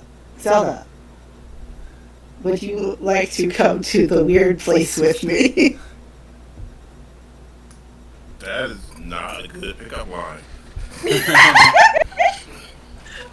Or it is. I don't know. It depends on what you're into. Or it is. I don't know. Yeah, I was gonna offer Zelda for a vulnerable scene. My only other idea right now would be just running errands. So I am down. I think she also would want to check in on the both of you, being like, "Well, you saw some weird things. How are you doing?" Yeah, I'm down with you, and I'm looking at some vulnerable scenes in the game. Yeah, I'm actually down for. I am down for whatever. So I am down for the Wilderness Foundation, and I'm sure nothing horrible and spooky will happen here. Nothing. Nothing. What about you, Richard? What does Richard get up to in his time off? I don't want to do anything that serious. So I think what Richard does is he's probably streaming in his I imagine his whole I was type his desk has more character than his home. Like his home, like if you walk through it, it's probably mostly empty, except for where he streams from, and everything directly behind where he streams from. Okay. It's like that is the only part of his house, and so I imagine that his stream is he talks about cryptids and he does pull-ups. Oh fuck yeah! And the pull-ups are just to try to, get that lather going, so that when he returns to talking about cryptids, it helps bring in the audience, helps him spread the joy of fitness first and cryptids. And no part of it is trying to bring in the audience that his physique might attract. It's about fitness first and then cryptids. I mean, maybe you have a fan base that you're not aware of why they're actually your fan base is like, wow, these people really love the Jersey Devil. That must be right. I think he's oblivious to anything any other reason why his audience is here. Fucking love Richard. He's amazing. I love Richard so much. Do Zelda or Sebastian know about this stream, or is this something that that Richard keeps to himself? Like, I want to know, like, if he hides it well enough. I mean, I don't think Richard goes out of his way to hide it, but neither does he bring it up, because he's all about he's all about work, about park rangering at work. So, I'm sure someone someone somewhere has seen this and probably may have mentioned it, but he hasn't. Do you have a roommate, or do you live by yourself? I have a roommate now because you said that. Because someone has to use up all the space in this house that I am clearly not using. All right. So, what's your roommate's name, and what do they? They are. I'm glad you asked, Tasha. Do you need a last name? Hold on. It's Simmons. Oh, no, I don't like Simmons. Watson. So is this just like a roommate friend situation, or are you a couple, or are you like exes? Like, what do you think? Oh man. Oh, Alex, why are you doing this to me? I didn't think. It's on Daniel's list. I'm just asking questions. Okay. I wasn't thinking about X at all until you said it. But now that you said it, I think we're can't move out.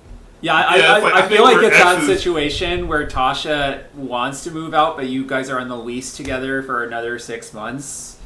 So she's just kind of angrily preparing dinner for the both of you. It's not that bad. It's not that bad. I think we were exes in high school. Oh, okay. Like everyone just assumed that you'd be married by now, and it's like, you know what? Right. It works that Yeah. we still live together, like even if we're not Right. dating anymore. And Richard is completely over them over the breakup. Mhm. Richard is completely over it. The breakup. They're happy as far as Richard knows. And there is no weird or angst or anything about this roommate setup. It's the perfect arrangement for at both of us. We'll come back to that at some point when you guys are at All Sullivan's Bar and Grill. But that's what Richard assumes. Like you two are totally chill, and you know Tasha's just willing to help out with your stream out of the goodness of her heart. What does Tasha do for a Yes. living? Oh man. I'm trying to think, in a small town, what could she be doing in this small town? Oh man. Waitress. That's the big one. That's the big one always. Yeah, like food service. Oh yeah, okay, yeah. She's a waitress at the bar. Oh, okay, yeah, she works at O'Sullivan's. I like Then there's no escaping her this way. that. It's just- she just comes in and she's just exhausted, and oh, man, I had a triple shift. I can't believe the night I had. I saw you on the news. You were for about 10 seconds, anyways. I think you had a rough night too. I mean, no, we saved the kid. It was great. It's just, I don't know why they didn't want to. I was telling them about how much the park rangers are a part of the community, and and it's like they just didn't seem to care about how good everything is, how great it is to be a park ranger, or like how beautiful the mountains are. It's like I'm very disappointed. Well, at least you still have another adoring audience, and she kind of like motions towards the stream numbers of like Oh, probably like 53 viewers or something. oh, you mind if I do pull-ups while we talk? And I just start. So it's just like my abs are at hand level. I'm gonna need you to make a risky move with vitality. If you succeed, you can clear a condition. And I think mortification does go into it. Okay, so I'll have a extra bad eye, right? Yeah. But what are you worried Do you about actually happening if clear- you... Yeah, I Sorry, feel like where do you have two conditions? I feel like you clear that one no matter what, but something else might happen. Okay. Because otherwise, it seems kind of punitive, for the vulnerable. I'll clarify that with Daniel, but that feels appropriate. Like you're still clearing the condition no matter what, but an additional complication might happen. Okay. What do I fear might happen? In this situation.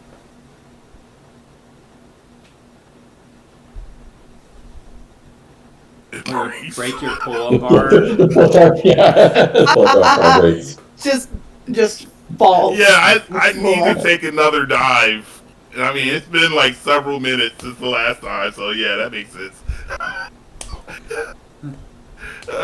So yeah, pull-up bar breaks. I fall onto the ground. Hijinks ensue. All right. Okay. So now I roll 3 dice and take the. How does Yeah. it work for this? You can do 3d6kh2 plus 2. Okay. Well, sorry, it should be KL2 plus 2. Okay. I'll just roll it here and then instead of using which Yeah. dice. That way you can all see it and tell me how I messed it up when I. Yeah. All right, so Nice. not bad. You got an 8. Okay. So what do you think the complication is here? Like, you don't break the bar and have to repair your apartment. The complication, I feel like, is something related with either your relationship with Tasha or either your audience. Like, either Does she? well, The conversation goes to she's seeing someone new. oh, I like that. Yeah. It's like, hey, so By the way, you remember yeah. that reporter who was interviewing you? Like, it's kind of funny. Like, he stopped by the bar, and I thought he was kind of cute. We're actually going out on Saturday, so you'll have the apartment to yourself. So you should really get out there. And I hate seeing you here by yourself. Like, it just makes me sad. So like why don't you go out and do something? All right, and then I drop down from the bars, and it's just like, cool. He goes by mommy, by the way. It's like, no, there's no other response other than like, cool. It was like this weird non-reaction, Yeah. like to it. But I stopped what I was doing to say that, and I think it just ends at that moment. Like, I think she drives it a little further. It's like, I'm so glad I can talk to you. okay. You're such a good friend, Richard. And she gives you like a side hug, and then heads back out.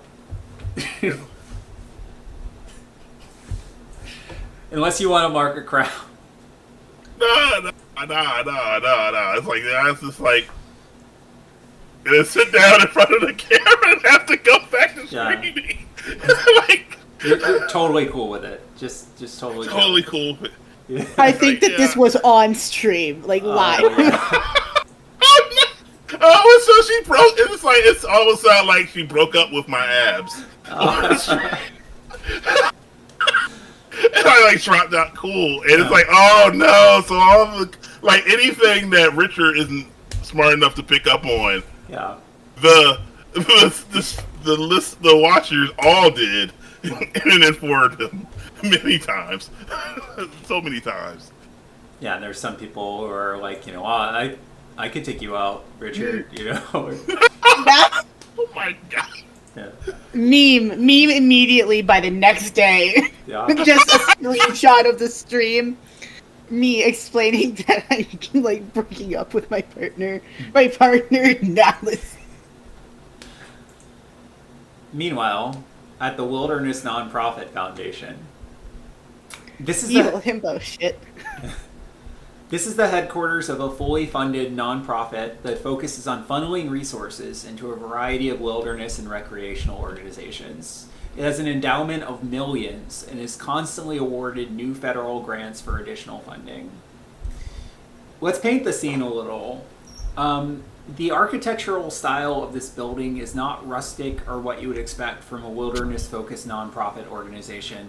What does it look like instead? It literally looks like so. This is like what I imagine the inside of Elon Musk's evil little brain looks like. This is like what I imagine his evil ass brain looks like internally, because there's no real thoughts in there except for like probably cocaine.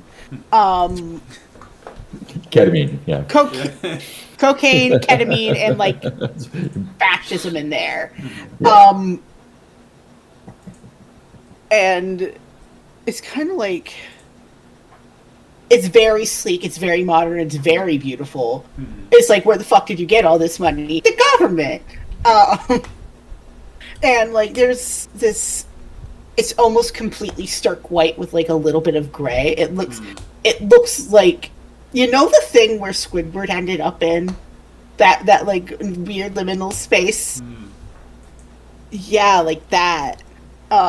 It's like that like type of stark white. And there's only like marble like gray countertops for like the reception area. And it's nothing looks comfortable, and in fact you don't even see a place to really sit. There's just a slight like angle on the wall that goes down, and it's not even like a flat 90-degree angle. It's like at like a 45. My fucking god. It's like at like it's like at like a one, it's like at 120 or something, and down. Look. Hostile architecture is what's in Elon Musk's brain. I swear to Yeah. God. No, I That agree. is- It's like one of that those in bus a- stops that doesn't have a place to sit. It's like just the leaning spots. Yeah. Yeah, exactly. Yeah, That's the yeah. vibe. Yeah. Are you giving Zelda there's, like like- an official tour, or are you just are you in your office? Like What's the situation like? It's like a welcome to the Wilderness Foundation. It's a nonprofit. Come on. And I introduced Zelda to like Lisa behind the counter. Like 20 different girls are Lisa. A couple of guys are Lisa on occasion. Zelda, you probably see that their name tag doesn't say Lisa, but they do not correct Sebastian. There's no name tag. It's just a Oh. singular uniform. Oh, never mind then. God. Zelda, how creeped out are you right now? Like, what do we see the vibe of Zelda as you're being led through this place? It's like I Where the think chairs. It kind of feels like a Where's- Scientology center, almost. yeah, like this is like I think this is I feel it's like Zelda, like she's like a person who collects trinkets. She likes just having a lot of like random stuff in her space. So this is kind of Moira. Sorry, this is sorry, can you hear me? I'm seeing the yellow. Mhm. Oh, with low Yep, I okay, hear you. apologies. And I think just kind of like looking around in mild growing horror of just like I think it's like this kind of gives me the vibes of a palace in Persona 5. And like Lisa looks up and goes like, "What's that?" Oh, it's really it's a really good video game. Persona 5 Royal. You should it's They're cool. still typing. They're not taking their eyes off the computer. Yeah. I give a brief little summary of what Persona 5 Royal is. The bunch of teenagers. I'm legit, a bunch of. This poor Listen, woman this is so looks like sorry a she palace. asked this question. I don't even think she knows what Zelda is saying. Yeah. Oh, I think like a brief I don't think I'm there for like 10 minutes. Like a brief summary of like you play a bunch of kids who are going after like corrupt people in society and fixing that and just like and then I think it probably gets like go Moira. Sorry. It's like no more TV time, no more camera time. I can't believe you're not a Persona 5 Royal fan. Anyways, and I think she does. I think just like I don't think she's talking for too long, but maybe like there's like she says on a few summary before going to Sebastian. I'm so sorry, Lisa. Sebastian, this might be a good opportunity to give your new friend some friendly tips on how to be successful. You know, because you're kind of showing No. off, right? Or- Yeah.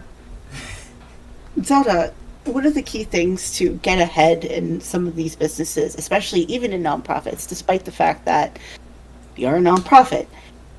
It's a give and take conversation.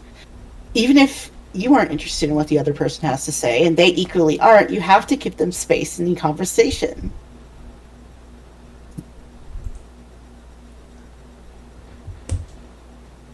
You understand?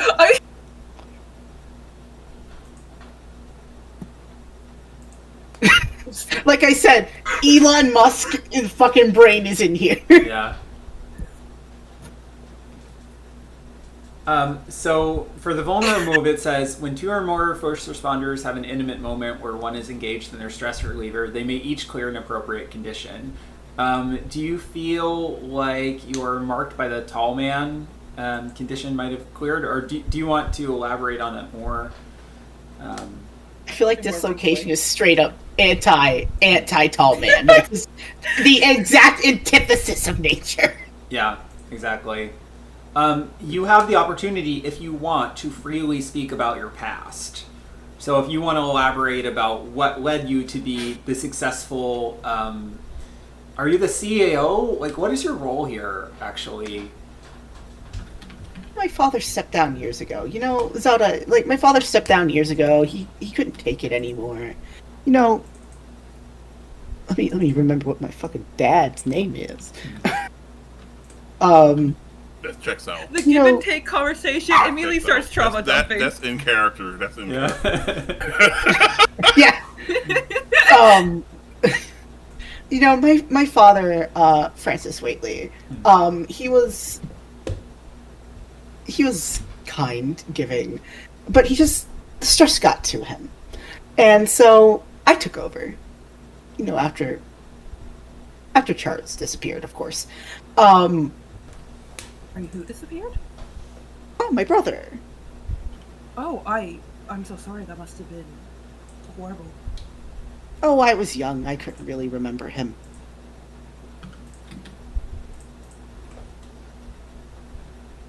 But anyway, how about you?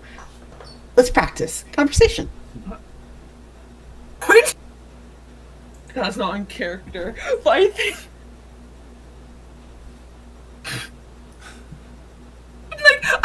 I'm sorry, I'm like, character, I need a moment. I'm gonna fight Sebastian. Affection, like, I'm like... Yeah. I think you're about to say something, and then Lisa chimes in, like, yes, I'll let him know. Sebastian, Mr. Waitley is wanting to have a video conference with you. I'm not sure about your schedule. Should I tell him to wait, or are you available? I can meet him right now, so it'll come along.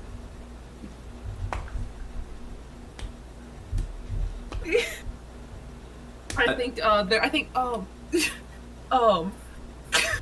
sorry, my cat is attacking. It's okay.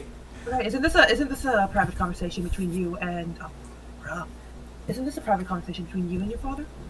Lisa's like, yes, I mean- there's a nice waiting area that your friend could. We have magazines. We have vegan snacks, not non-gluten. Would you kindly get Soda a place to actually sit? She's looking around at the no chairs anywhere, and she's like, I will do that right away. Please follow after me. He is implying Yeah. Lisa's chair. Oh, yeah. Okay. So she just picks up Oh, her chair and she like rolls it towards the reception area. I think I'm just like, no, I can stand, it's fine. No, so, We insist. We want you to be comfortable while you're here. You said roll. Don't you mean it scraped along the ground as it was pushed into the room? I think that's what you Yeah. meant. Some kind of ergonomic chair where she has to like put her whole body into it. You know. I'm gonna help her with the chair. I'm gonna help her with the chair. So we'll cut I'm back to going the. to also help. Aw, that's nice. Are you actually helping? I'm trying. There's like two Are you people at the helping? chair, Or but are I you am helping. like doing the keep it giving time, like push, Yeah. No. push, so they all God, push at the I'm- same time? All right, so let's make a note because after the next rescue, we can flash back to something in this moment or the entire interaction that is revealed as a clue in the upcoming rescue. So I made a note in general, but you guys get a bonus clue from this. And Jelly, you can clear your condition if you haven't already.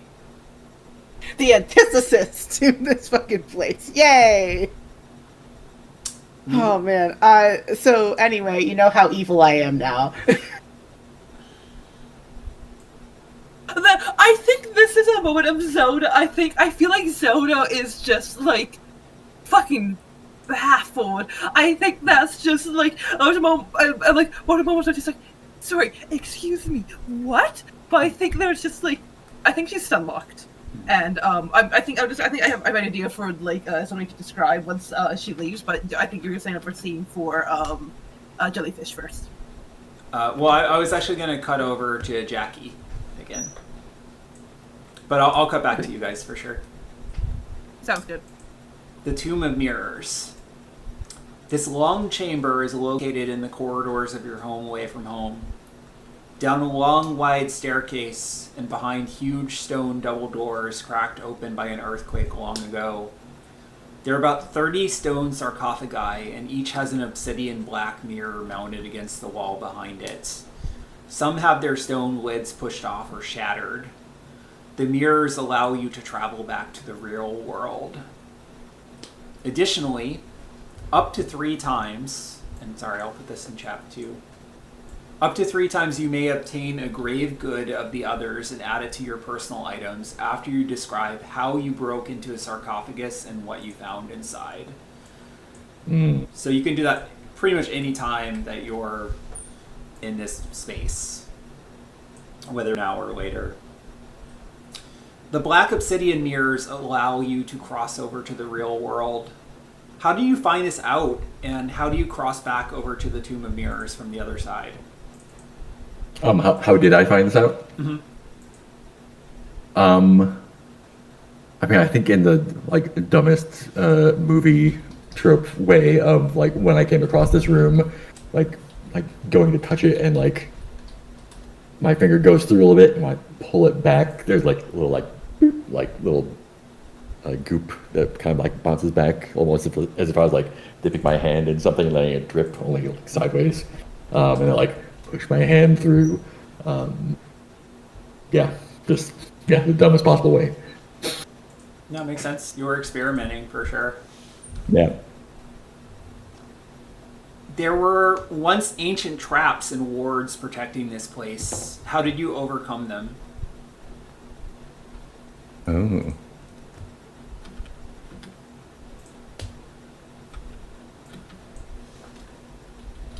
I think the traps and wards were primarily designed to keep out things from this side and weren't really intended or calibrated to dealing with people. And I think it's partly like they were just weaker against me, or whatever other humans came here and broke some of the sarcophagi, monsters. And I think partly like using some scavenged, scavenged modern things. Like, oh, they didn't count on someone having hedge clippers here. Like, yeah, I think that's it. Cool. I like it. Are you going to mark off one of those moves and take a grave good, or are you going to hold off on that? So grave good, just like something from the sarcophagus, or? Yep. I think I'm going to hang on to it for now.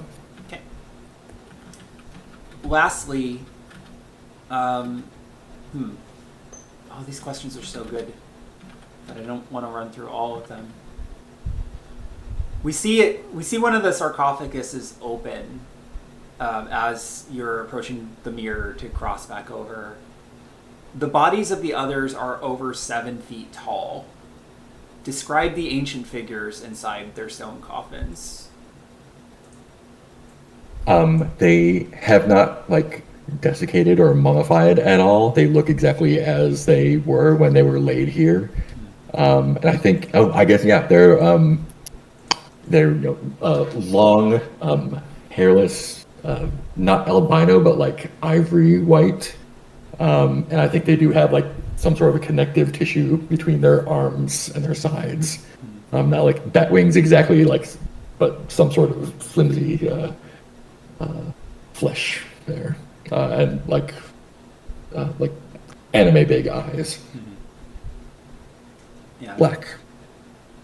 The black eyes seem to stare at you as you pass through the mirror to the other world, but you've been here often enough that you know that, or you think, you hope that they won't wake again. John, do you have an idea about what else Richard would do in his free time? You know, now that you've basically been ditched by your ex? Oh man, what else would he be doing for free time?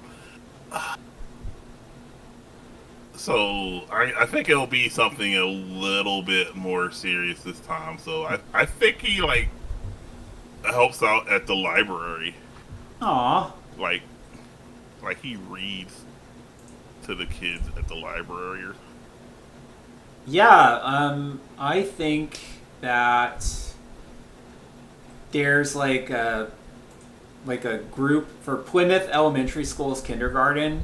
They have a group that that it's like the one library in town, so kids need stuff to do, and you go and you read books for them sometimes.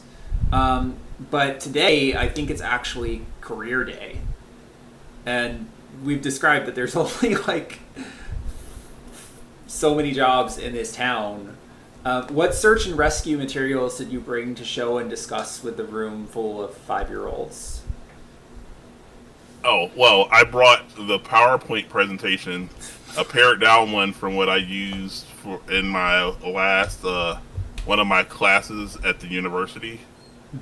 I pared it down for the kids, but it is still. I have the little clicker thing because I do it like it's a TED Talk. Like, because I've watched enough TED Talks and watched body language used by people during TED Talks. And sometimes I even listened to what they had to say during the TED Talks. But mostly I am taking advantage of the body language where I stand and I walk in front of the smallest of television. It's probably like, so it's like one of those rolling stand televisions because you have to roll it into the room depending on where it's needed. But I have my laptop plugged into it. I have like the microphone with the earpiece on, and my clicker, and I talk about why being a park ranger is the greatest, most satisfying job one can have in this community, because it allows so much. It's just like it allows you to interact with your community. Click. It allows you to see people who've traveled from all over the state to admire the beauty that can only be found here. And I think it's just like Picture of a mountain. yeah. Most of the kids are pretty checked out from the presentation, but they think the clicker is really cool. So they're like, do it again, do it always again. gets them. Yeah. But Oh yeah, I probably bring extra clickers that don't connect to anything. just so they can play around with it, yeah. Right. That's because it's like if they have this, they won't add. It's like giving them a tiny, very terrible fidget clicker. I think you can add the clicker to your gear, yeah. But I was going to say that there is actually one kid who is actually into the presentation and raises her hand a lot and asks you a bunch of questions. It's the same kid that you described as the good kid from earlier. And she goes to like every single one of she's like probably dressed as a ranger, what's her name? What's a good name for a kid? Like, you were thinking like Marcy, or were you thinking like April? What do you think?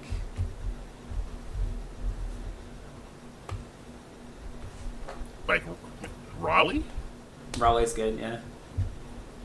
Mr. Ranger, is it true that there's a particular type of hawk in the White Mountain National Forest that likes to make its nest in the highest branches of the trees? Oh, I'm glad you asked. It's just like I like click. Yes. Let me. Yeah. So she's the one who's actually like paying attention and like taking a lot of notes and stuff and drawing pictures. And she thinks you're the best. All the other kids pivot away from your presentation and put their hands up to the windows because in the next room, a real life reporter, Montgomery Tulane, is showing all the kids like what it looks like when he's in the newsroom. It's like he probably is like showing them like a video of when he was near a tornado or something, and he's like, "Whoa, the winds are really high here," and you're like, "There's no way that he was that close to a tornado. He would be dead." But they're like, "That's so cool," and he's like flashing his bright, punchable face at them and giving them a thumbs up. how are you feeling about this guy right now?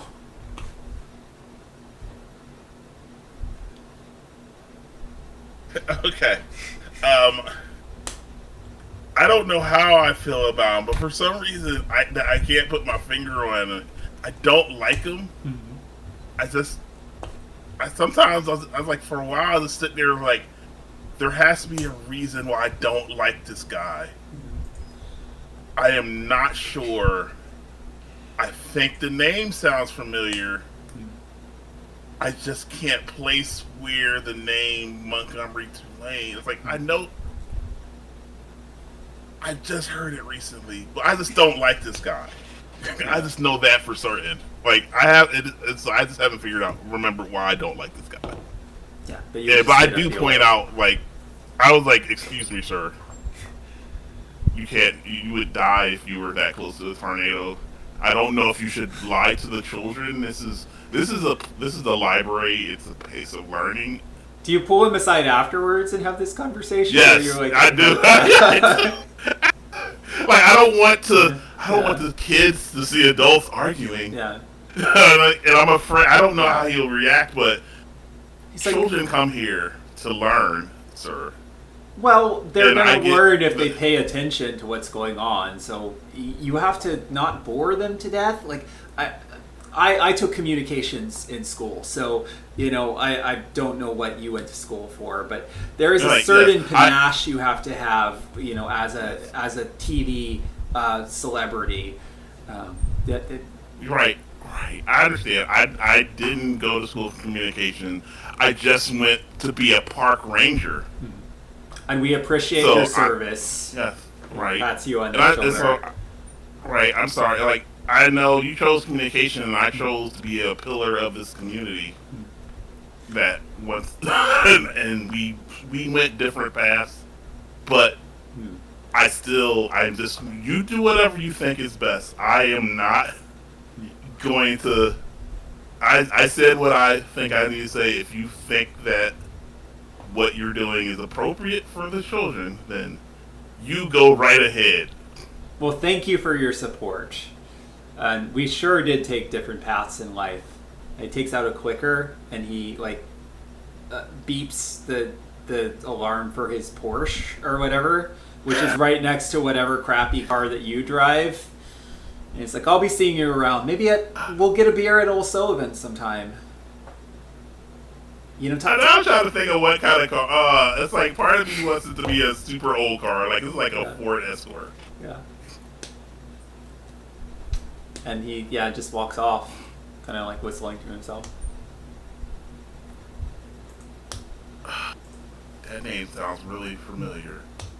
Well, hopefully it's not anybody. It's not anything important, because that guy's a dick. Speaking of guys who are dicks, Sebastian, you're in your office, and I'm imagining that it's just as white and sterile as everyone else, or is there like a surprising element that people would not expect that reveals something about your character? What do you think? There is a very finely aged hickory wood desk.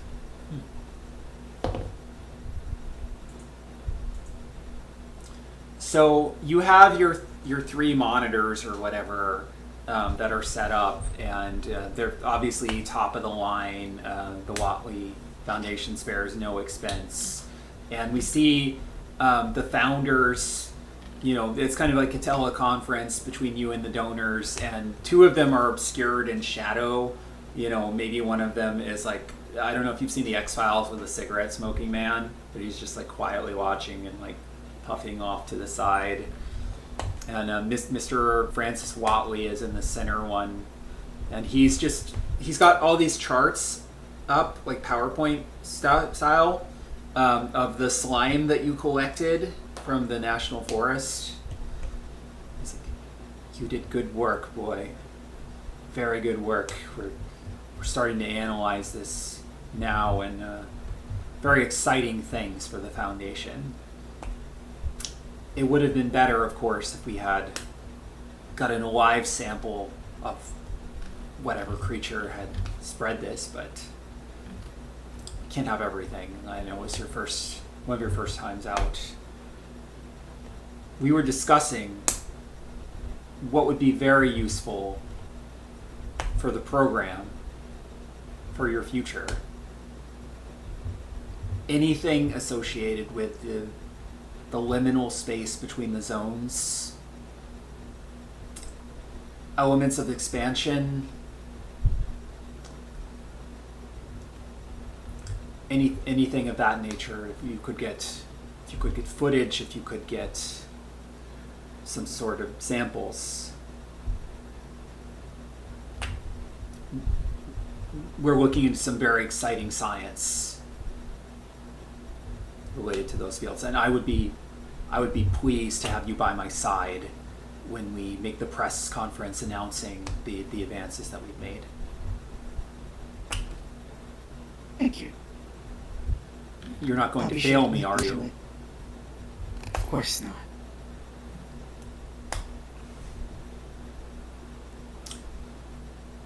Remember that as Watleys, we have a proud tradition stretching back centuries of the advancement of human knowledge and science. I hope one day Sebastian Watley McMahon will be among the foremost of those names. But that choice is yours, son. Of course, Mr. Watley. Well, you call your dad Mr. Watley. You can't call him Francis, right? Nah! We should get together soon. I'll try to pencil it in my schedule. How does early August sound? That sounds wonderful. It's like September.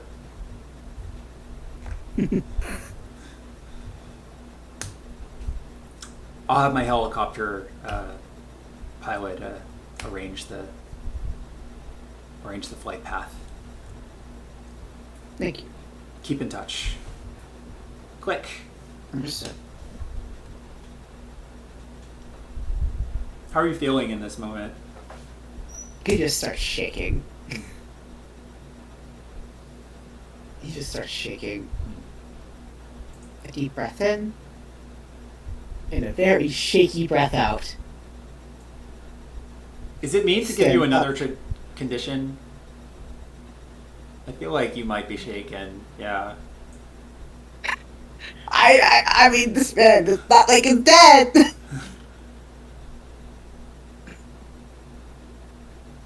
Yeah. Take the shaken condition. Yeah.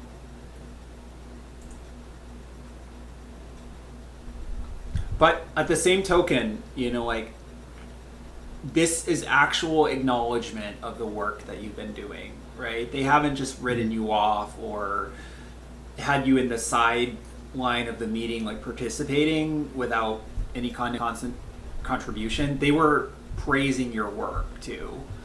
Mm-hmm. So in a way, this is like, yes, I just have to keep on with this research. This is going to his head immediately. Yeah. So, yeah, maybe some delusions of grandeur. I can't tell you how to play your character, but yeah. Think about how it he's inspires you. the worst man ever. The worst, most sinister himbo on the planet. What is Zelda getting up to in the lobby while this is going on? There's a moment of like after being alone, me like it's like, what the fuck? What the actual fuck was that? I think there's a moment of just like. I think there's a moment of like I think there's a moment of like taking that in, and I think she kind of shakes herself off. I think what she's doing is, I think she's like, it's just like, I'm not sitting down, please just take the chair back. As she, I think she starts like looking through brochures, and I think, yes! She desperately wants to be out of here, but I think she's like looking through brochures, trying to find out what exactly the fuck this place does, I think, is what she's like. Circles. Yeah. Circles. Yeah. It's very Yeah. it's very generic corporate language. It's like, yes, we're going to leverage a new paradigm in the field of Okay. wilderness foundation protection. Mhm. You know, using AI and advances and like all this bullshit. And all the charitable contributions that they do to the New Hampshire community and everything. And there's just smiling corporate people cutting ribbons and stuff. But it doesn't say specifically what they do or why. You do notice Yeah. that there's an area leading off to the basement that says off limits, restricted, authorized personnel only. There are like multiple cameras surrounding it. You, So you kind of cut so out. there's a place that's off limits. You say. Mhm. Please don't. I'm just, oh my god. On the one hand, I'm so fucking tempted. I think Zelda's so tempted, but also I think at this point in time, I think she thinks you're a bit weird, but not enough to like start poking around. But I think what she might do is like, I think she might spend some time walking up and down trying to know like, okay, where is like, how do I not get lost in this area? I think she very much notes off limits. What does a corporate nonprofit have off limits? I think it's sort of thing of like, that's interesting. I think it's sort of thing of. I feel like it's like normal level suspicion of like a CEO, I guess, in this sort of like coming in. I don't think you've done anything which would be like, no, there's something fucking up with this guy. There is something that you Oh. do notice, probably like walking along, like maybe you saw it on the tour. Like there are pictures of famous, founders and donors for the foundation, and you notice like there's like this really old photograph from the 1800s or so of this seems to be like some kind of philosophical group surrounding like this really old camera, and there is also some pictures of a woman from Massachusetts who runs like a lot of lifestyle centers, in terms of health, like different health centers across the state and stuff. And like there are all these famous members of the Watley family that they're very proud to have as contributors to this foundation. So that doesn't really mean anything to you, but you notice like some people who look like Sebastian, at least tangentially. Down their names just for a future, like maybe like a future Googling session, I think. Yeah, I think like one is Phineas Watley and the other is I'll have to. Who's the person from Brindlewood Bay? I'll have to look that up later. Oh, I haven't played them with I can't. Yeah, but I'll post it in the chat when I look them up. yeah. Okay. I think unless anyone wants to have a final out of the woods scene, I think that's a good place to cut that phase. What are you thinking? I'm trying to. I guess my only thing would be like I don't know if you have. My only thing would be like I feel like at some point Zelda might run errands, but I don't know if you have any like ideas for anything interesting for that. It's kind of I'm good to cut, but if you have an idea, I would not say no. Let's see, what errands could you be doing? I think like I need the vitamins. so you're maybe going to the post office to drop something off. Like what is something that or do you receive like your mail at the post office and do you have a pen pal who's into cosplaying or whatever that you write letters to? Yeah, I think she has a friend kind of like somewhere maybe like what I would say she has a friend in Canada that they kind of met like quite a few years ago at a con, and they've kind of just kept in contact. Every now and then they might meet up. I think it's mostly right now it's they send a lot of like they send like a lot of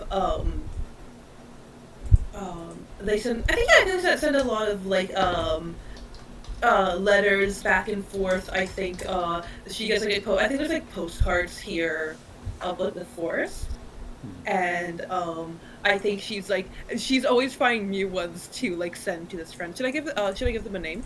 Sure. Yeah, If they're going to come Hayden. back up again. Yeah, no, I think so. Hayden, he lives right now in Canada, but they've been friends for I think I put Zelda about like 35, I think. they met kind of in I think they met kind of like early 20s, and they just kept in contact. Like, yeah. So Hayden, is telling you like the normal things in the letter about like what the conventions that he's gone to, and like some of the celebrities that he's met and stuff, and things he's looking forward to in the new year. There is something slightly alarming at the end of the letter, though, that causes you. What is it that you're like? That's a little weird, or disturbing. Shit. Oh. Or actually, never mind. I can look up one of the out of the mountain things that he mentions. Bear with me just a second. Oh my fucking god! Okay.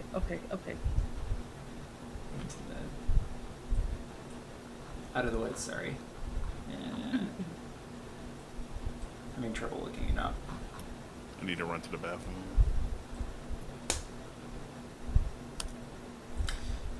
Yeah, he tells you that he was driving along back to Canmore, and there was this large moose calf that appeared to be hit by a vehicle and then stumbled away to die. When he approached it, several large black snakes suddenly writhed out of the carcass and fled into the underbrush. And he's like, you're into nature and stuff? Like, what does that mean? I think she definitely spends time saying kind of like aside from the normal stuff, there's just there's an extra like piece of paper going in like a whole thing of like well, there might be some parasites, there might be some invasive species, as things getting hotter, something might move, like there's a lot of like big invasive like larger parasites that's like more human things, things getting hotter. It could have been there. That's pretty bad. You should report it to your local like local offices. Don't go like I would hope that you're not going around and poking random corpses with a stick. But if you are, it's off. And then I'm like, it's yours, sis, please. And I think there's probably no, like, in all seriousness, be careful and let local stuff know. I don't think she's suspecting something, like, supernatural, but I think she's like, that's weird and a bit worrisome. Be careful. Okay. Unfortunately, it's a letter, so you're not going to hear back for a while how that goes, but, Yeah. Would it be possible that she might, like, send, like, an email being like, hey, listen, I'm sending a letter, but, like, basic stuff, call your police, call your local stuff. Be sure, careful. if it really bothered you, you might send a layer one letter. But Yeah, he's usually really good about responding back to you pretty quickly. But you don't get a response, and you're like, maybe it's just a time zone thing, or maybe, there have been fires recently, like you come up with all these rationalizations about why you haven't heard back from Hayden. I should have given you a character name, I'm not gonna lie. Yeah. If you want to retcon, that's fine.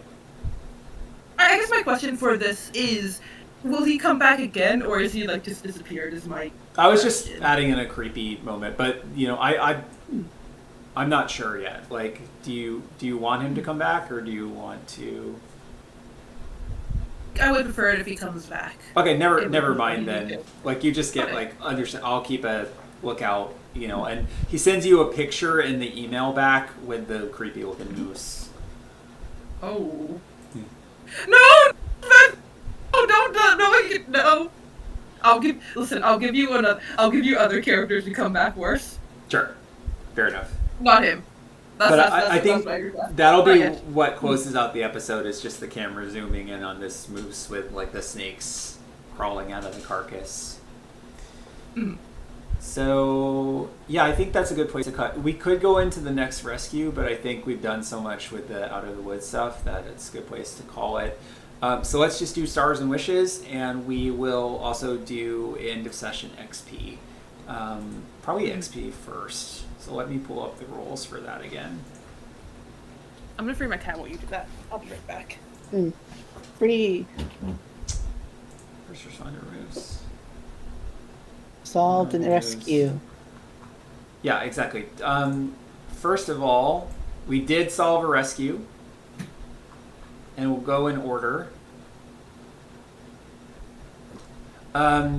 Sebastian, did you experience an echo in time?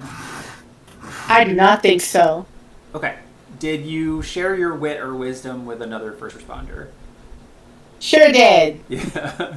At least what you considered your wit and wisdom, right? Yes. Did you flaunt your wealth? Abso-fucking-lutely. Yeah. So take 3 XP. Yeah. Zelda, you get 1 XP because we resolved a rescue. Did you experience an echo in the time? Yes, you did, with the gas masks. I thought that was really cool and elegant.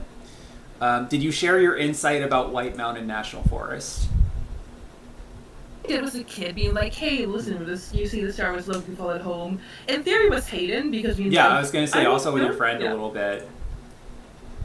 Did you risk your life to protect others? You sure did. You know, with piggybacking a kid on your back and going. Richard, we did resolve a rescue. Did you experience an echo in time? You're muted. Oh, sorry. I don't think so. Okay. Did you share something that you just now realized or discovered but was pretty obvious to the other first responders?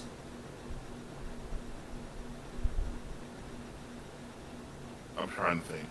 I would argue at the beginning when you were telling them about like all the procedures and protocol and like how the proper way to go through the woods, I'm sure that Zelda knows a lot of this stuff but was willing to humor you. Yeah. Did you remind I'm definitely not civilians? going to argue with you. Yeah, did you remind civilians that you were in fact a forest service professional? You sure did. Maybe once or twice. Yeah.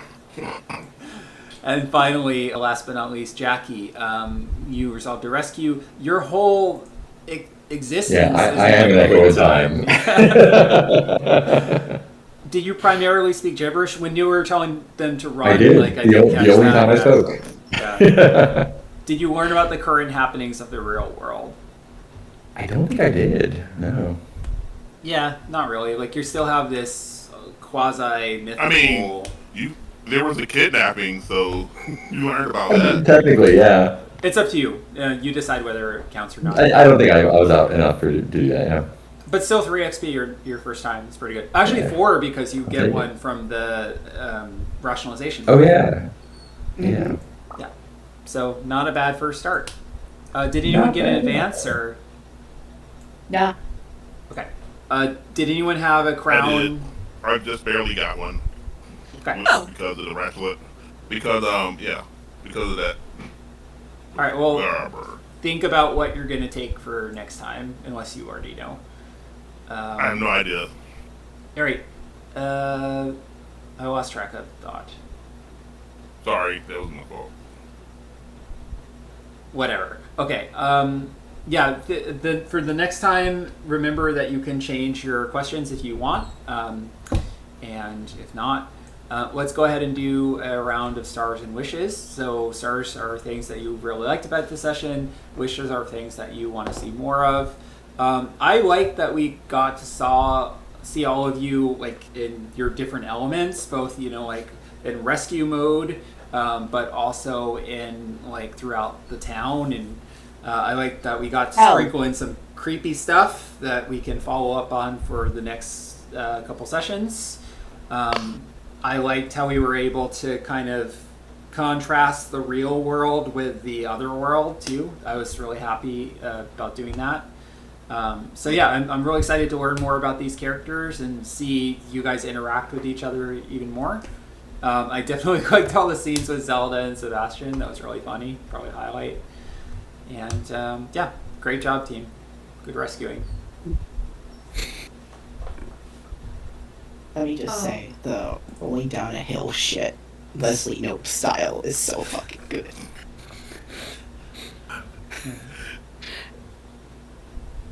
Disco, like, I'm gonna die. I'm gonna die now. And thank you, John, for always being, a good sport about that. Like, I hate making people's characters look ridiculous if they don't like it, but I know that you kind of enjoy that too, so I was kind of playing into it. Cool.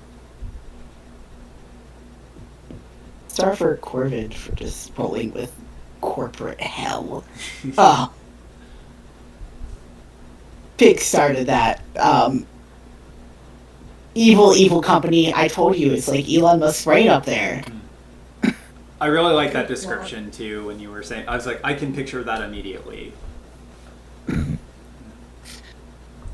And for Mark, welcome to the team. Big heart emoji. I love this woman. I love her descriptions. Where it's just like her hair grows back even if she cuts it, and I'm like, mwah.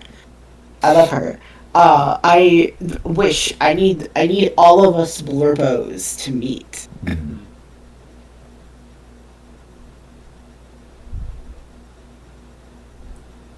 Oh, I do know what I'm taking for my move. I'm taking this one time at Academy because Oh. yes. That seems to fit in with Richard really well. Yeah. Yeah.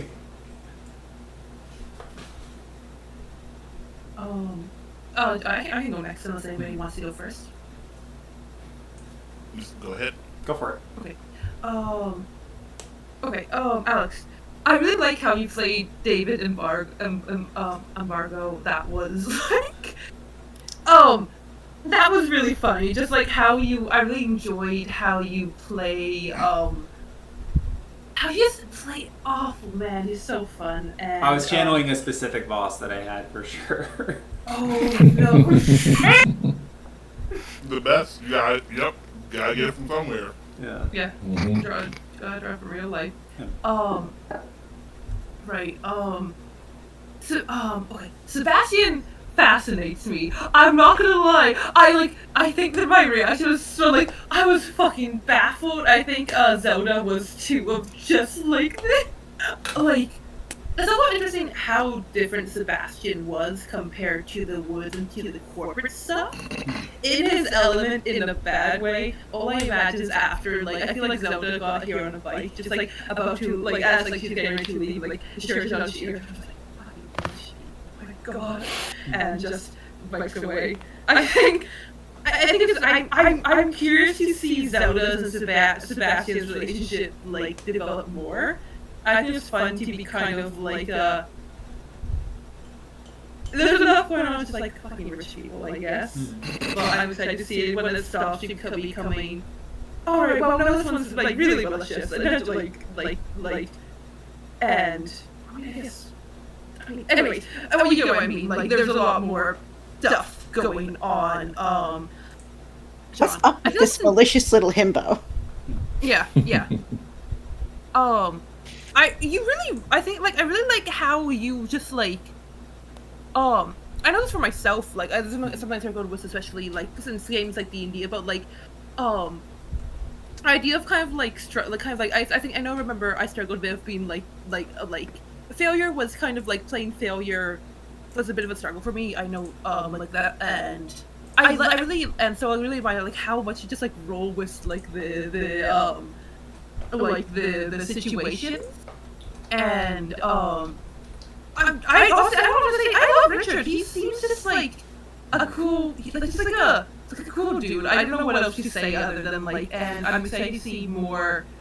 I definitely I'll say the questions actually, but he's just a fun guy, and I like how you like roll with these really like interesting like narrative stuff, and just keep rolling with them, moving up on them, and that's really fun, and that's I think it was really cool. I admire people who actually like care about their job too. Like I think I would actually really like Richard in real life for sure.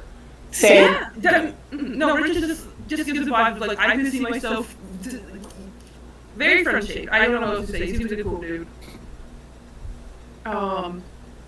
What else? Jackie is really cool. I like her coming out of nowhere to help them. I like how you're out of the woods. No, it was the rest. I'm sorry, Unsolved. The Unsolved was called. Were really good and compelling. You also gave, I think, all of us a lot to work with for the Echo Time. Sorry, I'm a bit tired, but No, you're good. And I'm just I'm just excited to see more stuff with the characters. Also, I think it's a general thing. It was fun to play Alfie as very much like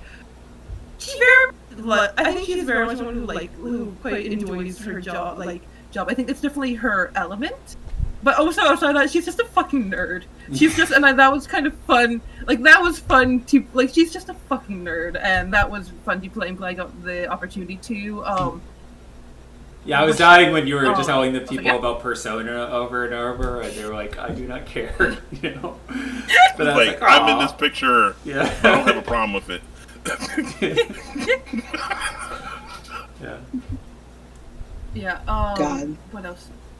Sorry. Yeah. The evil dripping from that place. Word. You don't. No. I want to do the same thing. I was about to start talking about Persona. Yeah. I won't do it. I was about to start talking about it. That's a later thing. Yeah, we'll stick with Stars and Witches right now. Yeah. Persona Yeah, can yeah, come after. Yeah. But maybe we could right, add which- some elements into the like underbelly of the organization and stuff. Oh, that are, no. Like Zelda's like it's just like Persona, you know. I will just. Oh, later. Wishes. I do think we could actually. I won't take you up on the offer to change his name. I think I will do that just because I'm just. Yeah, I'll take you up on that offer to change the name. Sure. I would like him to be a bit of a recurring character. Whoever I rename him to, I would be down for him to be a recurring character Okay. in this. I would be. I'm. Yeah. Everything else, I want to do a vulnerable scene with Robert. Not Robert. What am I saying? Sorry. Richard. No, you're good. What? Yeah. It's fine. Yeah, I think that's about. Just honestly, I want more character interactions, and I would ask you after Stars and Wishes of what the next mystery will be. And yeah, sorry, that's it for me. Yeah, I was looking I into. wish to ask you something after the Witches. Way to exploit that power. I was looking into the honeymooners just because we could lean into what we talked about off screen with, your background and stuff. But if you wanted to postpone that till later, we could. But that was my thinking. I think. Oh, I'm not sure. Like, I guess my question is Like, my sort of thing is. I'm interested. I would not want things to be revealed right away, but I would like the start of if you're planning to like start doing breadcrumbs, then I'm down. I guess my main thing is like a bit of a slow burn, but Okay. I'm down for some stuff to be laid. Like, I trust your judgment. If you think this is a good chance to start laying crumbs, then I am down. Main request is I don't want a lord up right. I Sure. don't want like a lord, I suppose. Let me think about it. We might do the one with the stairs next time instead, because then The we can stairs! get into the stairway thing with Jackie. That would be kind of cool. I love stairs. Okay, Sorry. cool. Yeah. So Anyways. I'll think about it, but I'll probably lean in that direction then. Yeah. And thank you for like. This is why I love doing Stars and Wishes, because I like getting that kind of feedback too. So I appreciate that. Yeah, so I guess I will go with my Stars and Witches. I really like Sebastian. Seeing like the other side of Sebastian, especially. Terrible man. Like, I am also someone who likes to play terrible little men that deserve what they get. Mark knows that firsthand. And so I appreciate when someone else is playing one of those, I can just sit back and enjoy it. So enjoy it very much. And yeah, the whole description of the work environment, and I was like, it's between the architect from the second Matrix movie and the entrance exam for Men in Black, where they were in this like terrible space and were given papers to write with, but no clipboard or anything. And so when you described the chair, my mind immediately went to when Will Smith dragged this huge ass white table, and it made all of the noise, and everyone looked at him weird. But then he filled out all his paperwork and squeezically had it. I was just like, this environment is as much of a test as working here. No, I think that's a good point for sure. So I just love that description. I really like Zelda. Just feels like I don't know. I feel like we have like a Herbo and a Himbo in the same group, and so it's just like There's only one person that's what they're doing.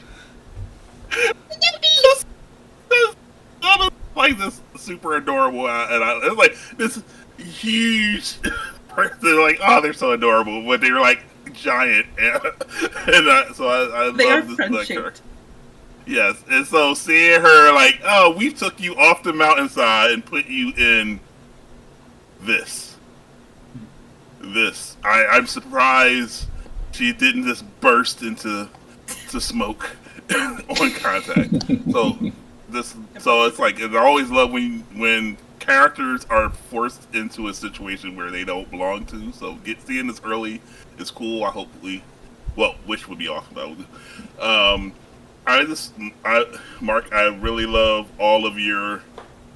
They're not unsolved. I keep wanting to call them unseen.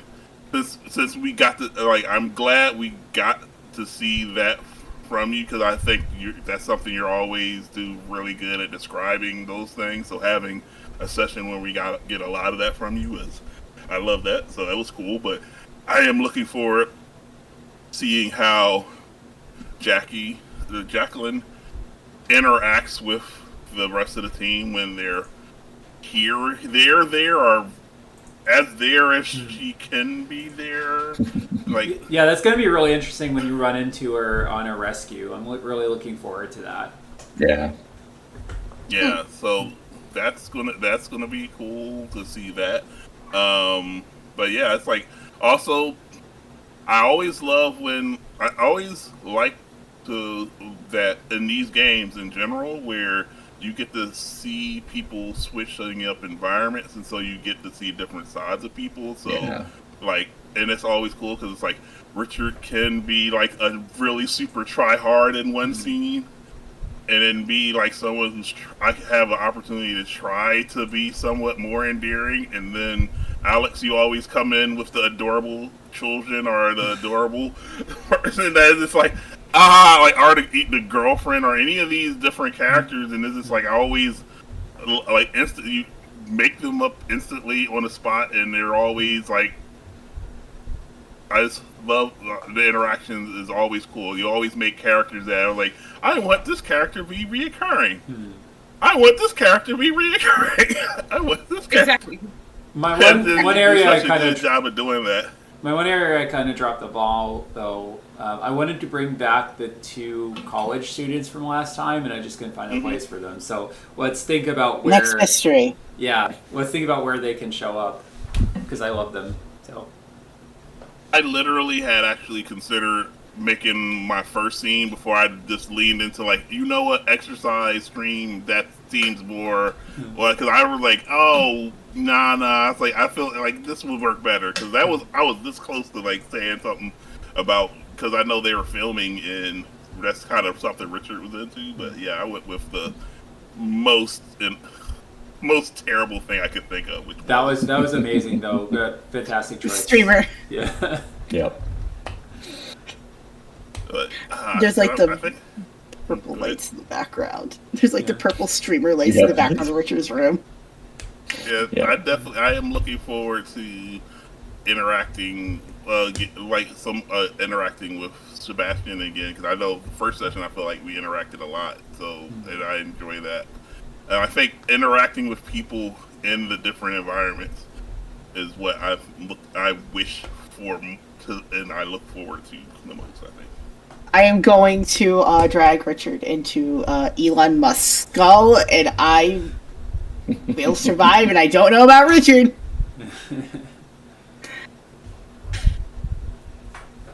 I think he'll handle it better than Zelda, but probably not well.